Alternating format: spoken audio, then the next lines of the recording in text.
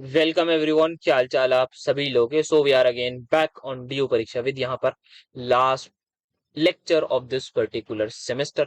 मजा आया। I hope आप सभी को इन वीडियोस को देख के अगले सेमेस्टर में थोड़ा चेंजेस लाने की कोशिश करेंगे। बात कर लेंगे एक वीडियो में, टेलीग्राम पर अपनी राय देते रहिएगा कैसे आगे करना चाहिए, बिकॉज अब ऑब्वियसली थर्ड ईयर वगैरह हो गया है, आप लोगों का शुरू होगा और third year is going to be difficult. कुछ चीजें वहां मुश्किल हैं, कुछ नहीं भी है, बट हाँ करेंगे साथ में टैकल।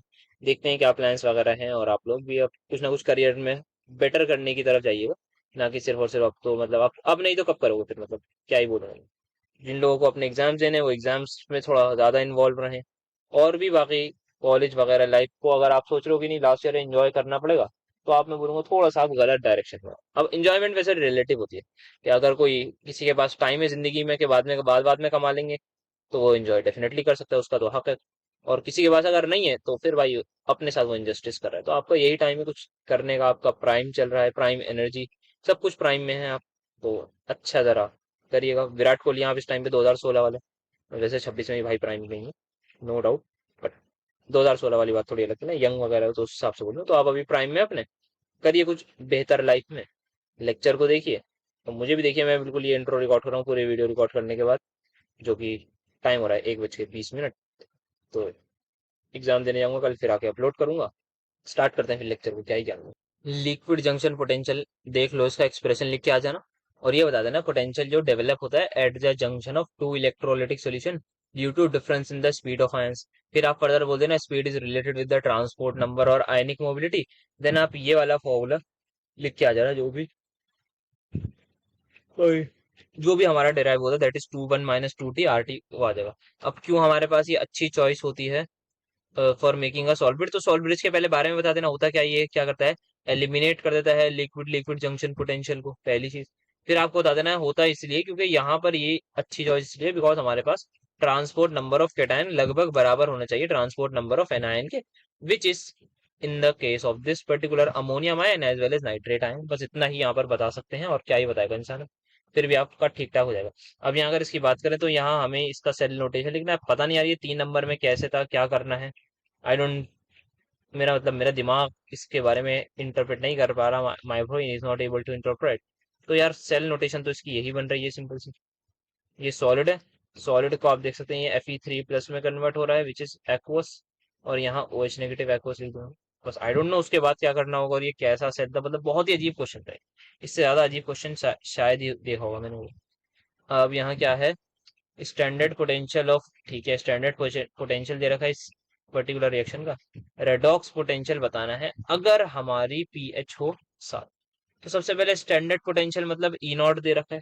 अब मुझे पीएच बराबर 7 पर निकलना है, आओ समझते हैं, समझ के करना है मियाँ, ऐसे नहीं के टाइम पास नहीं चल रहा है।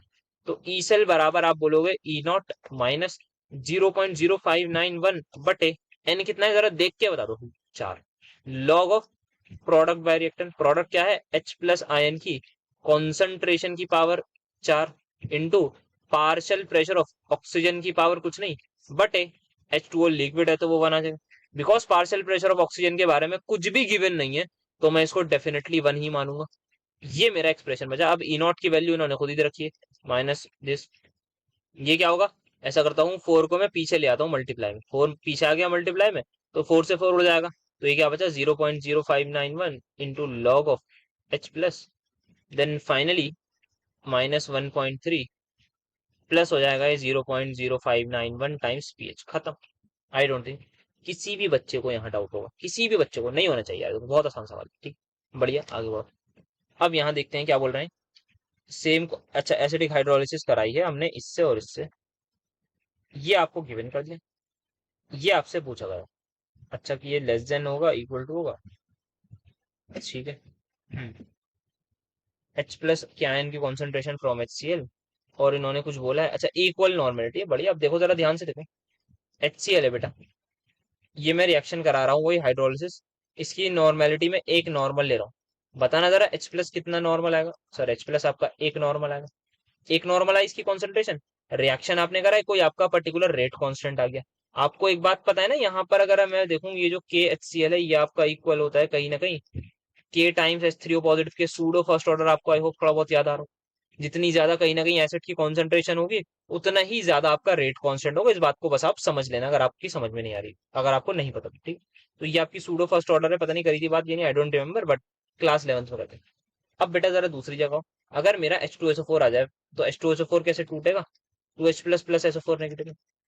अगर H2SO4 की कॉन्सेंट्रेशन मेरे पास एक नॉर्मल है बेटा, तो H प्लस की कितनी होगी सर? दो नॉर्मल।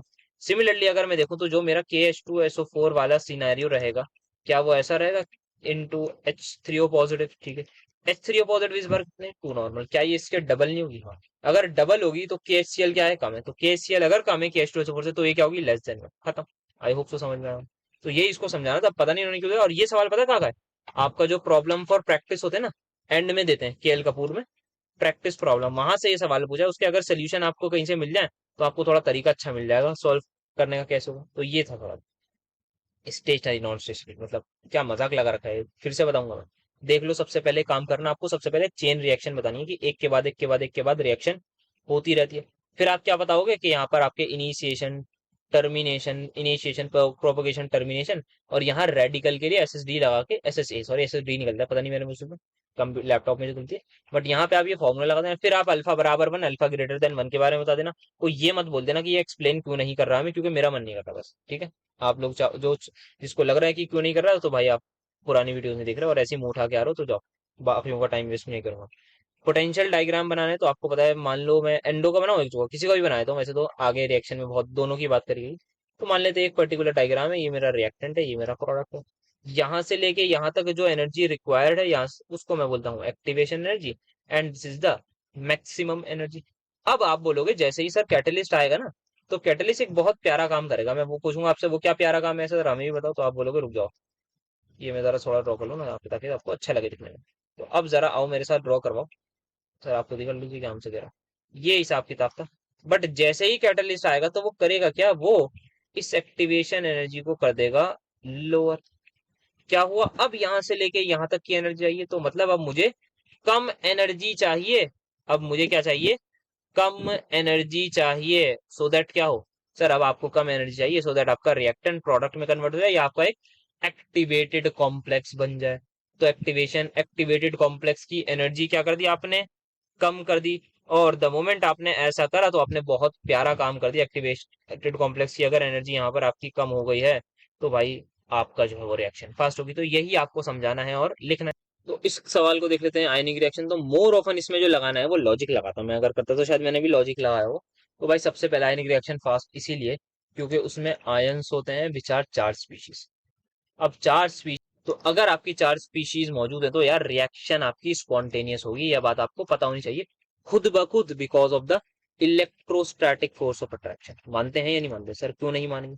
तो इलेक्ट्रोस्टैटिक फोर्स ऑफ अट्रैक्शन की वजह से आपकी रिएक्शन एकदम स्पॉन्टेनियस होगी, पहला इंपॉर्टेंट पॉइंट। दूसरा, अगर मैं बात करना चाहूं तो आपकी यहाँ पर इनकी ऑब्वियसली कहीं ना कहीं एक्टिवेशन एनर्जी काफी ज्यादा लो होगी। इनमें कोई भी बी नहीं होगी, दैट इज बॉन्ड ब्रेकिंग। ये भी अच्छी बात है। अब दूसरे वालों की बात करो तो यार उसमें बॉन्ड ब्रेकिंग होती है, एक्टिवेशन एनर्जी उनकी हाई होती है। और आपका वहां पर क्या आयन होते हैं? नहीं, वहां पे न्यूट्रल मॉलिक्यूल्स होते हैं। और ऑब्वियसली वो आपकी नॉन स्पॉन्टेनियस कहीं ना कहीं होती है, तो वो आपकी स्लो रिएक्शंस होंगी। तो बॉन्ड ब्रेक करो, फिर नए बॉन्ड बनाओ, एंड सो ऑन, खाम हाई का रोना धोना मसला करो, तो परेशानी वाली बात है। तो दैट्स वाई वो वाली आपकी स्लो होती है। तो ये पहला आपका सवाल था, जो मुझे लगा था बहुत ज्यादा बेकार है। पता नहीं ऐसे सवाल, कुछ कुछ सवाल मतलब बेकार लग रहे थे, ये तो सही है फिर भी इस पेज पर, बट वो वाले तो कुछ बेकार ही है। ये वाला पता नहीं एग्जामिनर को भी आता होगा या नहीं आता होगा। और केएल कपूर साहब के यार सोल्यूशन कहाँ मिलते हैं? वो वाले जो एग्जांपल लिए थे बैक एक्सरसाइज वाले क्वेश्चन के, एग्जांपल के तो वही होते, बट बैक एक्सरसाइज वालों के सोल्यूशन कहाँ मिलते हैं जरा मुझे बताइएगा। बाकी कुछ भी अगर गलत हो तो बता दीजिएगा मुझे कमेंट टेलीग्राम पर जल्दी से। तो पहला सवाल, जैसे कि आप सभी लोग देख सकते हैं, आसान सवाल है। डायरेक्ट यहाँ पर हमें क्या करना है? इसका पोटेंशियल निकालना है फॉर दिस पर्टिकुलर रिएक्शन। तो मैंने बताया था better to tackle these question with the delta G वाली बात से। तो अगर यहाँ पर हम देखें, ये एक पर्टिकुलर रिएक्शन है, ये एक पर्टिकुलर रिएक्शन है, तो क्लियरली मुझे पता है, मुझे इस पर्टिकुलर आदमी को, देखो ये ए यू का लिख रखा है, ए क्यू आएगा यहाँ पर, देख रहे हो स्टूडेंट? इस पर्टिकुलर आदमी को मुझे रिवर्स करके ऐड कराना होगा, तो मेरी ये इक्वेशन बन जाएगी। सभी लोग इस बात से अग्री कर रहे हैं या नहीं कर रहे? कर रहे हो ना? बिल्कुल। तो आओ जरा जल्दी से इसका डेल्टा जी नॉट निकाल लो। मैं इसको डेल्टा जी वन बोल दूंगा। So that will be minus n F into E naught से, क्योंकि इस रिएक्शन को मैंने एज इट इज रखा। जरा डेल्टा जी टू निकालो, वो क्या होगा? जब मैं इस पर्टिकुलर रिएक्शन को रिवर्स कर दूंगा, याद रखना ये बात, जब मैं इस रिएक्शन को रिवर्स कर दूंगा तब जो डेल्टा जी आएगा that is my delta G two naught. अब यहाँ कैसे लिखूं, माइनस का 2 into F into E naught cell को। बताओ मुझे पॉजिटिव लिखूं या नेगेटिव। सर आप पॉजिटिव लिखोगे, वाई? क्योंकि आपने रिएक्शन को रिवर्स कर दिया। अब यहाँ पर आइए जरा, अब इस पर्टिकुलर रिएक्शन का डेल्टा जी थ्री लिखूंगा, so that will be equal to what, minus का 1 into F into E cell जो मुझे निकालना है। दोनों रिएक्शंस को करो ऐड और इससे कर दीजिए इक्वेट, आंसर आपके सामने आ जाएगा। तो मैं यहाँ लिख सकता हूँ, यहाँ पर मैं जो है इसको सभी को माइनस को हटा देता हूँ, ये वाला प्लस कर दिया, ये प्लस कर दिया, क्योंकि आपको पता है अल्टीमेटली हो जाता है। तो अब ये मत सोचने लगना हाँ सर ये क्या कर दिया। तो बेटा ये सेम चीज है जो 500 612 हमने कर रखी है। तो 2 इंटू ये हो जाएगा तो आपका 0.88, माइनस 3 इंटू ये हो जाएगा तो 12 आ जाएगा आपका, तो 0.12, और यहाँ बटे में तो कुछ नहीं आएगा, नहीं आएगा। तो ठीक है, आपका ये मेरे हिसाब से आंसर आएगा। बाकी आप लोग एक बार क्रॉस चेक कर लेना, थोड़ा जल्दी जल्दी करते हैं क्योंकि कल एग्जाम है और इसको मैं जब भी रिकॉर्ड कर रहा हूँ बहुत ज्यादा प्रेशर में कर रहा हूँ। अब यहाँ पर आओ, पहले इसका ये वाले को देख लो यार। देखो मतलब पिछले ही पेपर में ये चीज करी, दोबारा दोबारा करने में मजा आता है, चीजों को टाइम वेस्ट करने में नहीं आता ना। देख लो क्या होता है आपका नर्स इक्वेशन वाला, उसका प्रिंसिपल है क्या होता है, एक्टिविटीज जो है वो चेंज होती रहती है, फिर आपकी पीएच बदलती रहती है। पीएच और आपकी जो पोटेंशियल है वो कब ग्रेजुअल होता है, बिगिनिंग में, इक्विवेलेंस पॉइंट पे बहुत ज्यादा होता है। क्या ये ग्राफ वगैरह ये रिएक्शन लिख दोगे ना, बताने की इसमें जरूरत तो नहीं है, कोई परेशानी कोई रोना धोना इस चीज में नहीं होना चाहिए क्योंकि बहुत आसान चीज है। थोड़ा सा इस बार आते हैं तो इसको मैं थोड़ा सलीके से जैसे लिखता हूँ वैसे लिखूंगा। ई नॉट बराबर देखो 0.01 माइनस 1 इंटू करा है तो माइनस 1 को मैं क्यों दिखाऊं, 10 is to power minus 2 T minus 298 minus 2 into, ठीक है, टी माइनस 298 का होल स्क्वायर। ये मैंने ई नॉट निकाल लिया। अब मैं यहाँ पर अगर बात करूं तो डेल्टा एस नॉट मेरा इक्वल होता है n F del E by del T के। मानते हो या नहीं मानते सर? क्यों नहीं मानेंगे, कैसी बात कर रहे हैं, ठीक है जी। और क्या बोला है यहाँ पर, अच्छा इस पर्टिकुलर रिएक्शन के बारे में बोला है, तो यहाँ पर हमारी ये इक्वेशन है, सॉरी, कि standard potential of a cell which is like this was as found to vary. तो यहाँ आप चाहो तो पहले रिएक्शन भी लिख दो तो कोई दिक्कत नहीं होनी चाहिए। तो यहाँ H2 है और H2 आपका किस में कन्वर्ट हो रहा होगा, मेरे हिसाब से 2H प्लस में कन्वर्ट हो रहा होगा। एंड यहाँ पर आपके जो है वो 2 इलेक्ट्रॉन्स आएंगे, तो मैं हाफ लगा देता हूँ सो दैट मैं एक ही इलेक्ट्रॉन का काम करूं। और मैंने बताया था कि आप जनरली ये प्रेफर करिएगा कि आप एक ही इलेक्ट्रॉन में काम करें, बिकॉज फिर आप पर मोल में आंसर मेंशन कर दिएगा तो थोड़ा सही रहता है, ठीक है। और क्या बात चल रही थी, तो और बात चल रही थी 25 डिग्री सेल्सियस मतलब आपका 298 केल्विन है टेम्परेचर। मुझे बताओ एट 298 केल्विन ई नॉट क्या आएगा। बच्चा बच्चा ये बात बता देगा कि एट 298 पर मैं यहाँ पुट करूंगा ये चीज जीरो, यहाँ पुट करूंगा ये चीज जीरो, मेरा ई नॉट आ जाएगा 0.01। मानते हो या नहीं मानते? हाँ सर मानते हैं, बट सर हमें यहाँ इसकी जरूरत नहीं है, तो बिल्कुल मानता हूँ। तो मुझे एक चीज ई नॉट मिल गई क्योंकि मुझे कहाँ पर पुट करना पड़ेगा, वो डेल्टा एच में। तो डेल्टा एच का फॉर्मूला आई होप आप सभी को याद होगा क्योंकि मैं हमेशा भूल जाता हूँ, तो इसलिए मैं अगेन यहाँ पर नहीं लिख रहा हूँ। तो आई थिंक एन एफ कुछ करके ई नॉट माइनस समथिंग कुछ होता है, तो उसको प्लीज एक बार देख लीजिएगा, मेरे भरोसे मत रहिएगा क्योंकि फॉर्मूला यार वो बता रखा है मैंने। मेन चीज है यार डेली बाय डेल नॉट निकालना, वो हमने एक पेपर उसमें निकाल रखा है। फॉर्मूला देख लोगे ना, रोने मत लग जाना कमेंट्स में बच्चे के सर आप फॉर्मूला ही लगा रहे आधा दूर कर रहे हो। भाई फॉर्मूला ही है, कोई मतलब ऐसा बहुत बड़ा वो नहीं कर रहा, डिफरेंशिएट करवा के जाऊंगा। अब आओ जरा डेली बाय डेल्टी निकालते हैं। तो मैंने बताया था कि ये कांस्टेंट चीज है तो आप इसको ले लो ए माइनस, ये भी एक कांस्टेंट चीज है इसको आप मान लो बी, क्योंकि भाई बार बार लिखने में परेशानी होगी। टी माइनस, ठीक है लिख लिया, माइनस ये भी एक कांस्टेंट चीज है सी, और टी माइनस 298 का होल स्क्वायर। मारो जरा डिफरेंशिएट, तो डेली बाय डेल्टी जैसे ही मैं मारने गया तो मेरा ए का डिफरेंशिएशन क्या हो जाएगा with respect to temperature, sir G zero minus, क्योंकि बी कांस्टेंट है तो बी कांस्टेंट रहेगा। अंदर डिफरेंशिएट मारूंगा तो अंदर डिफरेंशिएट मारूंगा तो ये क्या हो जाएगा, टी का डिफरेंशिएट वुड बी, सर यहाँ पर 1 आ जाएगा, माइनस यहाँ पर ये क्या है 298, इसका डिफरेंशिएशन कांस्टेंट है 0, माइनस आ गया। अब यहाँ पर सी एज इट इज रहेगा। अब यहाँ पर क्या होगा, यहाँ थोड़ा सा दिमाग लगा के मारना डिफरेंशिएट, कोई ऐसी मुंह उठा के मार लेना। पहले मैं चेन रूल लगाऊंगा, तो चेन रूल के अकॉर्डिंग मेरे पास इनिशियली में एक्स की पावर एन वाला वही वाला फॉर्मूला लगाया, क्या था कि एक्स की power something will be equal to 2 x की पावर n माइनस 1। यार याद है ना, ये कोई मतलब ये ना बोल देना आगे के ये भी नहीं बताया, आप बेसिक से नहीं करा रहे, इतना बेसिक नहीं जाना मुझे, ये वाला फॉर्मूला याद है ना, बस ये लगाया। फिर मैं इसके अंदर डिफरेंशिएट मारूंगा, तो अंदर डिफरेंशिएट मारने के बाद वही आपका टी माइनस को तो 1 माइनस 0 ही हो जाएगा। तो एट द एंड जो मेरा बचा हिसाब किताब वो ये बचा कि यहाँ पर आप देख सकते हैं ये 2 मल्टीप्लाई में है कि माइनस का बी माइनस का सी या 2c बाहर ले जाता हूँ थोड़ा बेटर रहेगा, इनटू टी माइनस 298। क्या ये फॉर्मूला सबको समझ आया, यानी डेली बाय डेल्टी का? अब जरा बता दो एट टी बराबर 298 पे क्या आ रही है इसकी वैल्यू सर एट टी बराबर 298 पर, ये इक्वल आ जाएगा माइनस बी के। और ये जो माइनस बी है हमारा, ये क्या होगा, ये सिंपली होगा -10⁻⁻⁴। तो आपका टेम्परेचर कोफिशिएंट आ गया एट टी बराबर 298 केल्विन। किसी को कोई डाउट नहीं होगा, 500 से 600 बार ये चीज करा रखी है। अब यहाँ पर 601 भी बार कर लिया हमने। तो आई होप यहाँ पर डेली बाय डेल्टी समझ में आ गया होगा। बहुत बार डिफरेंशिएट करा दिया, मतलब ये हद से ज्यादा करा दिया मैंने आपको, ये चीज समझ आ रही होगी यहाँ पर। ये हद से ज्यादा डिफरेंशिएशन करा दी यहाँ पर, इतनी करानी नहीं चाहिए जितनी बार लेक्चर में डिस्कस होगी, हर चीज में करा है। तो अब आते हैं फिलहाल यहाँ पर नेक्स्ट सवाल की तरफ विदाउट वेस्टिंग एनी टाइम। तो बहुत अच्छे लोग हैं, साफ सुथरे लोग हैं, इन्होंने क्या करा, स्टैंडर्ड पोटेंशियल हमसे बोल दिया निकालो, नहीं गिवन कर दिया, और डेल्टा जी नॉट पूछ लिया। अरे सर इससे मुश्किल सवाल अभी हम करके आए हैं, अभी हम ई नॉट निकाल के आए। तो सर ये तो बच्चों वाली चीज है। तो करा क्या है पहले समझो जरा। करा ये है, मेरे हिसाब से इस पर्टिकुलर रिएक्शन को इन लोगों ने रिवर्स कर दिया और ऐड कर दिया, मतलब इसका डेल्टा जी जो है वो ई नॉट हो जाएगा। तो आप सभी लोगों को पता है जब मैं इसको रिवर्स करूंगा ये माइनस हो जाएगा। तो अब निकालना जरा डेल्टा जी वन नॉट। तो आप बोलोगे सर आपको निकालना है क्या, डेल्टा जी नॉट किसका, इस पर्टिकुलर रिएक्शन का। और इस पर्टिकुलर रिएक्शन का डेल्टा जी नॉट इक्वल होगा ऊपर वाले के, और साथ में जो उस वाले को मैं जो रिवर्स कर दूंगा। तो delta G not is the reverse form. याद रखना, कोई ये मत बोल देना माइनस कहां से आया, मैं बार बार चीख चीख के सेम ही बात बोलो। इज इक्वल टू आ जाएगा एन, एक electron change, into F as it is, into E naught, प्यारा सा आ गया, कोई दिक्कत नहीं। सेकंड बात करूं यहाँ पर एन एक, एफ एफ ही रहेगा, इंटू ई नॉट, रिवर्स कर दिया तो माइनस का साइन आएगा।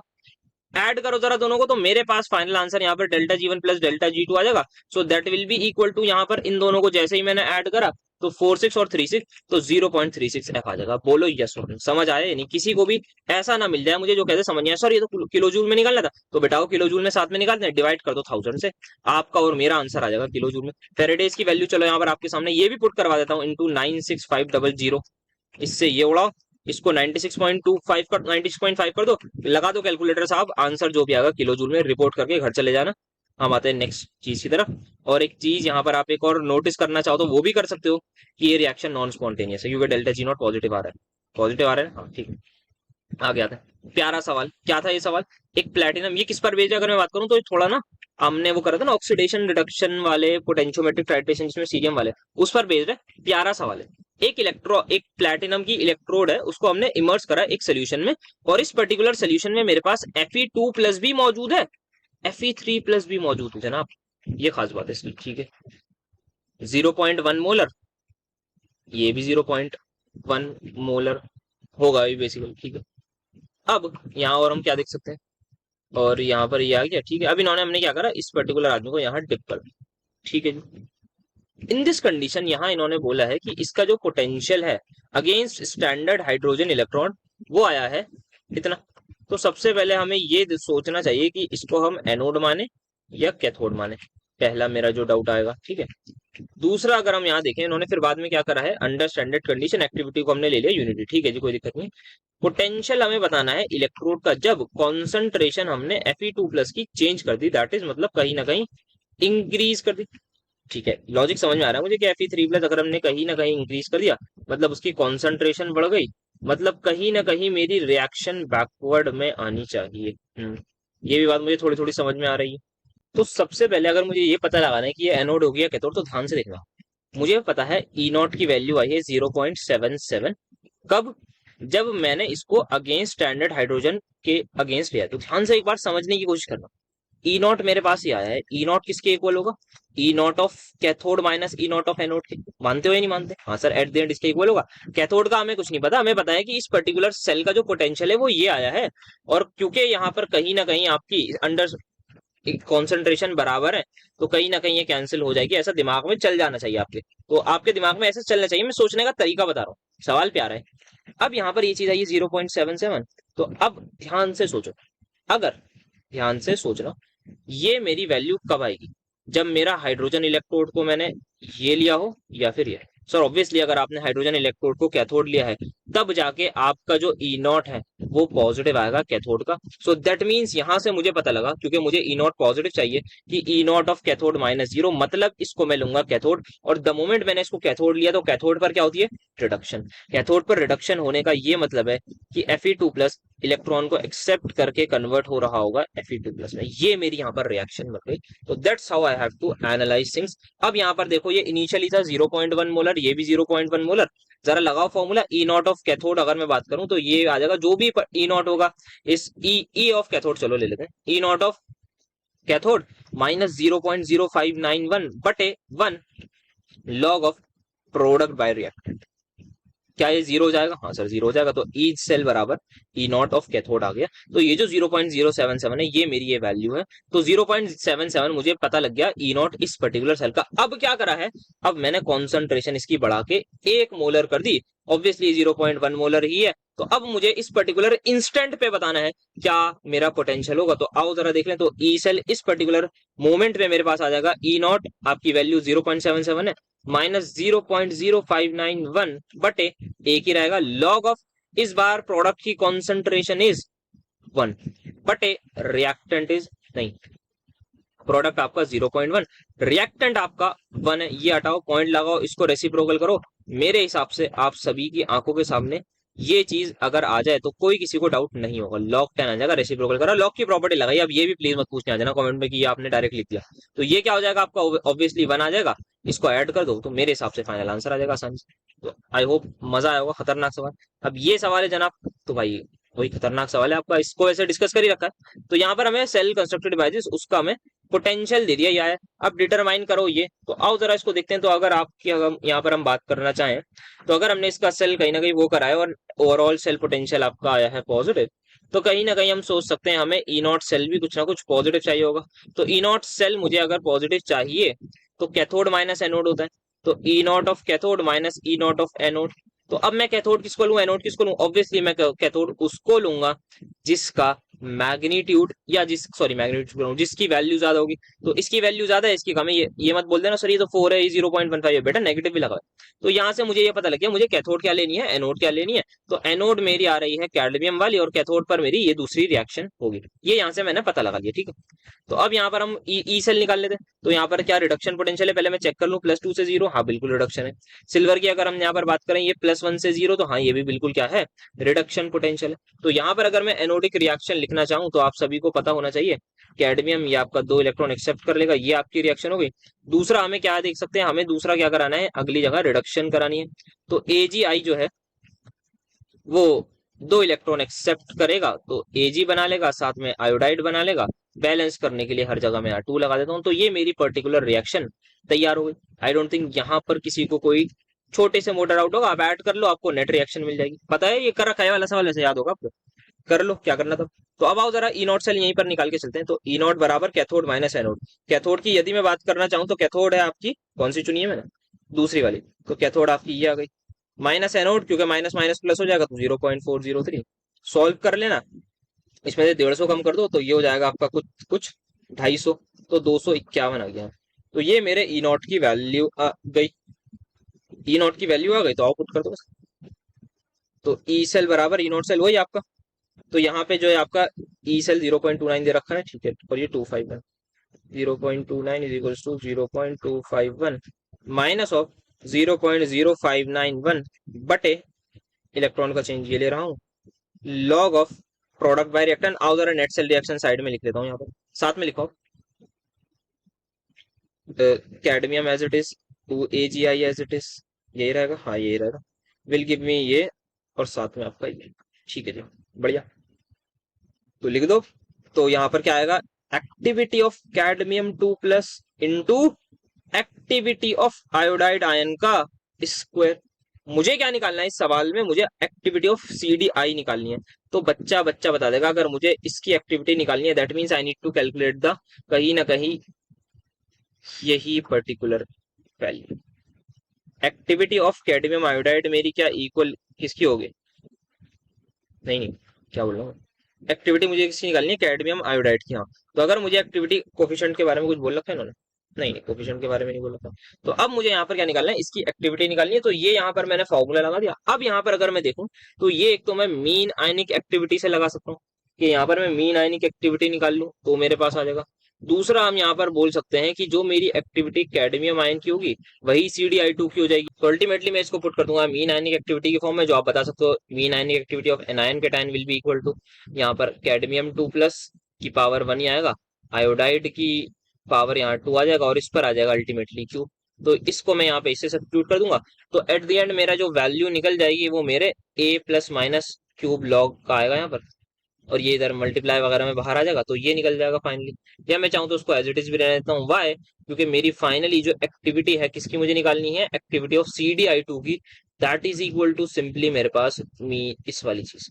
तो जैसा कि हमने बात कर रखी है, और यहाँ पर आप देख सकते हैं ये वही सेम सवाल है जो आपके KL कपूर साहब की किताब में दिया हुआ है। यहाँ पर आपको वैल्यू दे रखी है इसकी पोटेंशियल, और आपसे पूछा है एक्टिविटी ऑफ इस इलेक्ट्रोलाइट के बारे में बताइए, दैट इज A2। और मीन आयनिक भी इन्होंने इंडिविजुअल निकालवाई थी, ठीक है। तो हमने यहाँ पर क्या करा था फर्दर, तो हमने यहाँ पर देखा था कि इस आदमी की एक्टिविटी को हमने मान लिया था क्या, A2 मान लिया था, बिकॉज होती भी A2 है।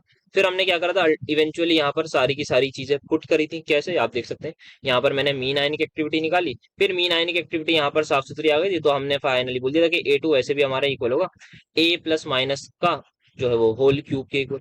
तो फाइनली मेरी यहाँ पर क्या आ गई थी, इसकी भी A2 की वैल्यू आ गई थी, तो वो हमने पुट कर दिया था। तो इवेंचुअली यहाँ पर हमें जो है इसकी जगह हम चाहें तो A प्लस माइनस की जगह हम एक्टिविटी ऑफ कैडमियम आयोडाइड लिख के अपने आंसर को रिपोर्ट कर देंगे। तो ये था हमारे पास सवाल में, हो गया। हाँ, ठीक है, दोनों पार्ट हो गए। नेक्स्ट पर आते हैं जल्दी से। ये वाला ठीक ठाक सवाल है जनाब। यहाँ पर हमें जो है वो फॉर्मेशन कांस्टेंट बताना है इसका। तो सबसे पहले ये बना कैसे होगा वो आप सभी को पता होना चाहिए कि ये आदमी ऐसे बना होगा। कॉम्प्लेक्स जो है ये ऐसे ही नहीं बन गया होगा, जो ऊपर रिएक्शन लिखी है, ठीक है। उन दोनों रिएक्शंस का आपको आपको बारे में उन दोनों रिएक्शन देखा है, बट द पॉइंट इज ये कॉम्प्लेक्स ऐसे बना होगा जनाब। यहाँ जीरो है, यहाँ पे अचानक ये ऑक्सीडाइज कैसे हो गया, बताना जरा। छूअंतर करके हो गया ऑक्सीडाइज। ये ऑक्सीडाइज कैसे हो गया, कुछ तो एक और इलेक्ट्रोड वगैरह हमारी प्रेजेंट होगी। हाँ, ऑब्वियसली इन दोनों इलेक्ट्रोड्स को हमने प्रॉपर कनेक्ट करके सेल बनाया होगा, कहीं से ऑक्सीडेशन कहीं से रिडक्शन हो रही होगी, तो ये एक्चुअल में हमारी नेट सेल रिएक्शन होगी। और ये कैसे बनेगी जनाब, इसको रिवर्स कर दो, ऐड कर दो, हो गया काम आपका। इसको रिवर्स कर दो, ऐड कर दो। अगेन यहाँ पर क्या आएगा, हमें क्या निकालना है यहाँ पर, इस पर्टिकुलर का फॉर्मेशन कांस्टेंट। और वो आप सभी को बताना चाहिए, मैं डेल्टा G0 बराबर माइनस NF E0 सेल, तो रहने देता हूँ क्योंकि जरूरत नहीं पड़ेगी, is equal to minus RT ln Kc, या -2.303 वगैरह वाला लगा दो। ये आपका के फॉर्मेशन आ जाएगा, KF लिख दो आप। तो डेल्टा G0 निकाल लो इस रिएक्शन का, काम हो जाएगा। वो कैसे निकलेगा, इन दोनों रिएक्शंस का ऐड कर दो, इन दोनों का ऐड मत कर देना। इसका delta G01 as it is कर दीजिए, that is -2 × F × E0 cell. फिर नीचे वाली रिएक्शन का रिवर्स करके होगा, very very important, -2 × F × E0 cell. यहाँ पर नेगेटिव ले लीजिएगा, दोनों रिएक्शंस को ऐड करिएगा, डेल्टा G0 आ जाएगा, यहाँ पुट करिएगा, इक्वेट करिएगा, आंसर निकाल के अपने घर चले जाइएगा। तो यहाँ अगर हम इसको देखें तो ये जब फाइनली ऐड होगा तो कितना हो जाएगा सर, ये पॉजिटिव का हो जाएगा, ये आपका नेगेटिव रहेगा। तो ऊपर वाला मेरे पास आ रहा है माइनस, यहाँ पर साइड में लिखो -2.06, ये आ जाएगा आपका 1.52। सही लिखिए कैलकुलेशन। इसको जैसे हम सॉल्व करेंगे तो मेरे पास आ जाएगा 0.54 माइनस, तो -0.54 F के इक्वल ये वैल्यू आ जाएगी। इक्वेट जरा करिएगा आप लोग, इससे इसको उड़ाइएगा, F की वैल्यू पुट करिएगा, RT/ln नीचे आ जाएगा, तो और कुछ करने की जरूरत है नहीं, तो फाइनल आंसर आ जाएगा। ठीक है जी, हो जाएगा। अब यहाँ पर हमने क्या बात करी थी, कैसे कोई हाइड्रोन को इलेक्ट्रोड करते हैं भाई, करा था शायद लास्ट लेक्चर में भी। फिर इसके एडवांटेजेस और डिसएडवांटेज, ये भी बात हमने करी थी PYQ वाले लेक्चर में। तो ऑब्वियसली मैं यार बार बार तो इस चीज को नहीं लाऊंगा। तो सबसे पहले हमारा ये फॉर्मूला था, ठीक है। अब यहाँ पर हमने क्या देखा, क्वीन हाइड्रोन इलेक्ट्रोड की जब हम बात कर रहे थे, तो ये एक आपका वीक एसिड होता है। तो वीक एसिड की अगर हम बात करें तो कैसे ब्रेक डाउन होता है, इसका पहले डाइप्रोटिक एसिड है, ये ऐसे ब्रेक डाउन होता है। फिर हमने K1 K इक्विलिब्रियम लिखा था, ठीक है, K2 K इक्विलिब्रियम लिखा था, ठीक है, कोई दिक्कत नहीं हुई, कोई परेशानी किसी को भी नहीं होनी चाहिए, क्योंकि थी भी नहीं बात। अब हमने बात करी थी यार, जो इनिशियल वाला H2Q है वो किसके इक्वल होगा, आप बोलोगे यार इनिशियल वाला जो था ना वो टूट गया, किसमें टूटा, आपने कहा, आपने बोला पहले HQ नेगेटिव में, मैंने कहा ठीक है। फिर मैंने कहा वो भी तो टूट रहा है, आपको हाँ यार वो भी टूट रहा है, किसमें, Q2 नेगेटिव में। मैंने कहा बिल्कुल सही। मैंने कहा सारा टूट गया, आपने कहा नहीं नहीं सारा नहीं टूटा, थोड़ा सा बचा भी है, तो मैंने कहा बचा हुआ भी लिखो। तो बचा हुआ H2Q टूटा हुआ, इसमें टूटा ये, तो ये आपका जो है हमने इसको सिमिलरली वो मास बैलेंस इक्वेशन से इक्वेट यहाँ पर वैल्यूज पुट कर दी, ठीक है। अब हमने क्या करा, अब हमने करा क्या, थोड़ी सी हमने मेहनत करी, और उस मेहनत में हमने क्या करा, यहाँ पर H2Q को एज इट इज रखा, जरा यहाँ से HQ नेगेटिव की वैल्यू निकाली, सो वो बन गई K1 × H2Q बटे H प्लस, K1 × H2Q बटे H प्लस। सिमिलरली यहाँ से हमने इसकी वैल्यू निकाली, तो किसकी निकाली, यहाँ पर आपका क्या है, Q2 नेगेटिव है, तो Q2 नेगेटिव की वैल्यू निकाली, और हमने यहाँ पर HQ नेगेटिव की भी वैल्यू पुट करी, तो ये गंदा सा थोड़ा एक्सप्रेशन बन गया था, आई अग्री। फिर हमने क्या करा, यहाँ पर अब H2Q की वैल्यू निकाल ली फाइनली, तो आपके सामने ये आ जाएगी, और आसान सी वैल्यू है, कोई मतलब परेशानी की बात नहीं है, सिंपल मैंने बता दिया कैसे पुट करना है, ये आ गया। करना मैं समझा रहा हूँ बेसिकली बस दोबारा। तो यहाँ पर ये सारा का सारा हिसाब किताब हो गया था हमारे पास। फिर हमने देखा यहाँ पर जब हमारी ये वैल्यूज आ गई, ठीक है, ये वैल्यूज हमने फाइनली पुट कर दी। अब हमारे पास जो फाइनल ई सेल का जो वो आता है इक्वेशन, वो हमारे सामने ये आती है, ठीक है। अब हम बोलते हैं कि हमारी जो कॉन्सेंट्रेशन है वो बराबर होनी चाहिए, H2Q0 इनिशियल वाली जो है और इज इक्वल टू Q0 के इक्वल होनी चाहिए, तभी हमारा जो है वो हम इक्विमोलर वो लेते हैं ना, इक्विमोलर मिक्सचर लेते हैं। तो इक्विमोलर हमारे पास ये होने चाहिए। फिर हमारे पास फाइनली हिसाब किताब बनता है, और एट द एंड जो आपको बात याद रखनी है वो ये बात याद रखनी है कि अगर हमारे पास पीएच में थोड़ा सा भी कहीं बदलाव आ जाता है तो एक पर्टिकुलर टाइम पर वो बन जाता है इंडिपेंडेंट ऑफ पीएच। तो एल्कलाइन सॉल्यूशन में जो आपको मेन बात ये रखनी है, याद ये रखनी है कि इन एल्कलाइन सॉल्यूशन ये जो हमारा K1 K2 है इसकी वैल्यू बहुत ज्यादा हो जाती है as compare to K1H plus, because वो इक्विलिब्रियम आपका जो है वो फॉरवर्ड में शिफ्ट हो जाता है। तो आपको जो बात याद रखनी है वो याद रखनी है कि एल्कलाइन सॉल्यूशन में ये जो हाइड्रोजन क्विनोन इलेक्ट्रोड है, जब आपका ज्यादा आपकी पीएच बेसिक होने लगती है, तब ये आपका जो सेल पोटेंशियल है वो पीएच के इंडिपेंडेंट हो जाता है। तो दिस इज समथिंग जिसको हम बोलते हैं, यहाँ पर लिखा हुआ भी हुआ है कि पीएच की 8.5, ये मैंने समझाने के लिए पूरी डेरिवेशन करी, बाकी आई डोंट थिंक जरूरत होगी कि यहाँ पर फिर ये जो रिलेशन है वो लीनियर नहीं रहता विद रिस्पेक्ट टू पीएच, क्योंकि हमने यहाँ पर इसको थोड़ा सा अंदर गए, अंदर से वैल्यूज वगैरह देख के करा, तब हमने यहाँ पर बात करी। तो ये इसका एडवांटेज हो जाएगा, और यही मैं बता रहा था, ठीक है। तो यहाँ पर दो सवाल हमने देख लिया। नेक्स्ट आगे आते हैं यहाँ पर थर्ड पार्ट की तरफ। सिल्वर सिल्वर इलेक्ट्रोड भाई 500-600 बार देखा है, सच में देखा है, इससे तो मैं थक गया था। क्या होता है, सिल्वर का वायर लिया, उस पर AgCl की कोटिंग है, उसको हमने क्लोराइड आयन के सोल्यूशन में डिप कर दिया। इन्होंने कुछ बोला है कि एनायन के टायन की तरह कुछ बिहेव कराना है, किसी की भी तरह बिहेव करवा सकते हो, जिसको आप मर्जी जाओ भाई। ये रिएक्शन बोला था मैंने, याद बहुत बार कर लेना, मतलब बहुत जरूरी है। तो इस रिएक्शन को आई होप आपने याद कर ही लिया होगा। Ag+Cl नेगेटिव एनोड पर जब ये बिहेव करेगा तो इस प्रकार करेगा, 0 से सिल्वर +1 में आ जाएगा। फिर यहाँ नर्स इक्वेशन बच्चा बच्चा लगा सकता है, गली का बच्चा बच्चा। अच्छा यहाँ सॉलिड इसको मत ले लेना, जो बच्चे पहली बार देखने आए कभी वो रोए नीचे। तो ये सॉलिड है और ये आपका ये भी सॉलिड होता है, तो यहाँ पर इसकी कॉन्सेंट्रेशन हम 1 लेते हैं, तो दैट्स वाई हमारा फॉर्मूला ये आता है, सिर्फ और सिर्फ क्लोराइड आयन की एक्टिविटी हमारे सामने आती है, ठीक है भाई। और यहाँ पर दूसरा अगर आप देखो तो हाँ ठीक है, फिर हमने यहाँ पर इसको पीएच के लिए करा, तो पीएच वाला काम यहाँ है नहीं। तो ये आई होप आपको याद रहेगी ये वाली चीज। सो अब यहाँ पे देख सकते हैं इसका हमें डिफरेंशियल रेट लॉ निकालना है, और वो कर भी रखा है अपने PYQ वाले पेपर में। तो सबसे पहले अगर हम यहाँ पर बात करना चाहें तो हम जनरली क्या लिखते हैं, हम जनरली लिखते हैं माइनस का dA/dt, क्योंकि ये क्या है हमारे पास फर्स्ट ऑर्डर है with respect to A as well as with respect to B. तो के कुछ रेट कांस्टेंट में मान लेता हूँ इनटू दिस आदमी। क्या मैं ऐसे ही लिखता हूँ सर? बिल्कुल आप ऐसे ही लिखते हैं। एक चीज यहाँ आप मिस कर रहे हैं कि यहाँ पर मुझे लिखना होगा 1/V1। वाई? बिकॉज स्टोइचोमेट्रिक कोफिशिएंट हमारे पास डिनोमिनेटर में आती है। ये चीज क्लियर हुई? हाँ सर हो गई ये तो। एट टी बराबर 0 पर जरा ध्यान से सुनना क्या होता है सर। टी बराबर 0 पर ये पूरा का पूरा होगा A0, ये पूरा का पूरा होगा B0। मानते हैं या नहीं मानते? हाँ सर। अब यहाँ पर मैं चलो रिएक्शन लिख देता हूँ ताकि यहाँ थोड़ा सा समझा दूं मैं। ये A0, ये B0, जैसे ही रिएक्शन हुई कम तो कुछ ये टूट गया होगा। कैसे टूटेगा? A0-X टूटता था इनिशियली, B0-X टूटता था, बट यहाँ पे मैं स्टोइचोमेट्रिक कोफिशिएंट लगाऊंगा बेटा, याद रखना। आपको याद होगा जब हम ब्रेक करते थे तो 2x 3x लगा देते ना इक्विलिब्रियम में, तो यहाँ पर ये करते। तो मुझे क्या पता लग गया यहाँ पर, eight any time concentration of A पता लग गई, eight any time concentration of B पता लग गई। ठीक है जी, ठीक है भाई। तो अब क्या कर सकते हैं यहाँ पर, अब हम यहाँ आगे चीजों को बढ़ाते हैं। So here we have minus का dA/dt में, मैं यहाँ पे पहले इसको चलो यही सॉर्ट करके आऊँ। -1/V1 को अलग रखते हैं, डी ऑफ, यहाँ देखना ए की वैल्यू क्या निकाली है मैंने, ये इज इक्वल टू, देखो -1/V1 as it is dA0/dt minus का डी V1 क्या कांस्टेंट है? हाँ सर स्टोइचोमेट्रिक कोएफिशिएंट है, बाई dt। ठीक है सर। क्या ये 0 हो जाएगा? हाँ सर। 0 minus this will be equal to, यही सिंपली अब ब्रैकेट ओपन करूंगा तो ये, अब ये रुक जाओ चलो करते हैं। यार लेक्चर से भी डिटेल में करवा रहे हो तुम मुझसे।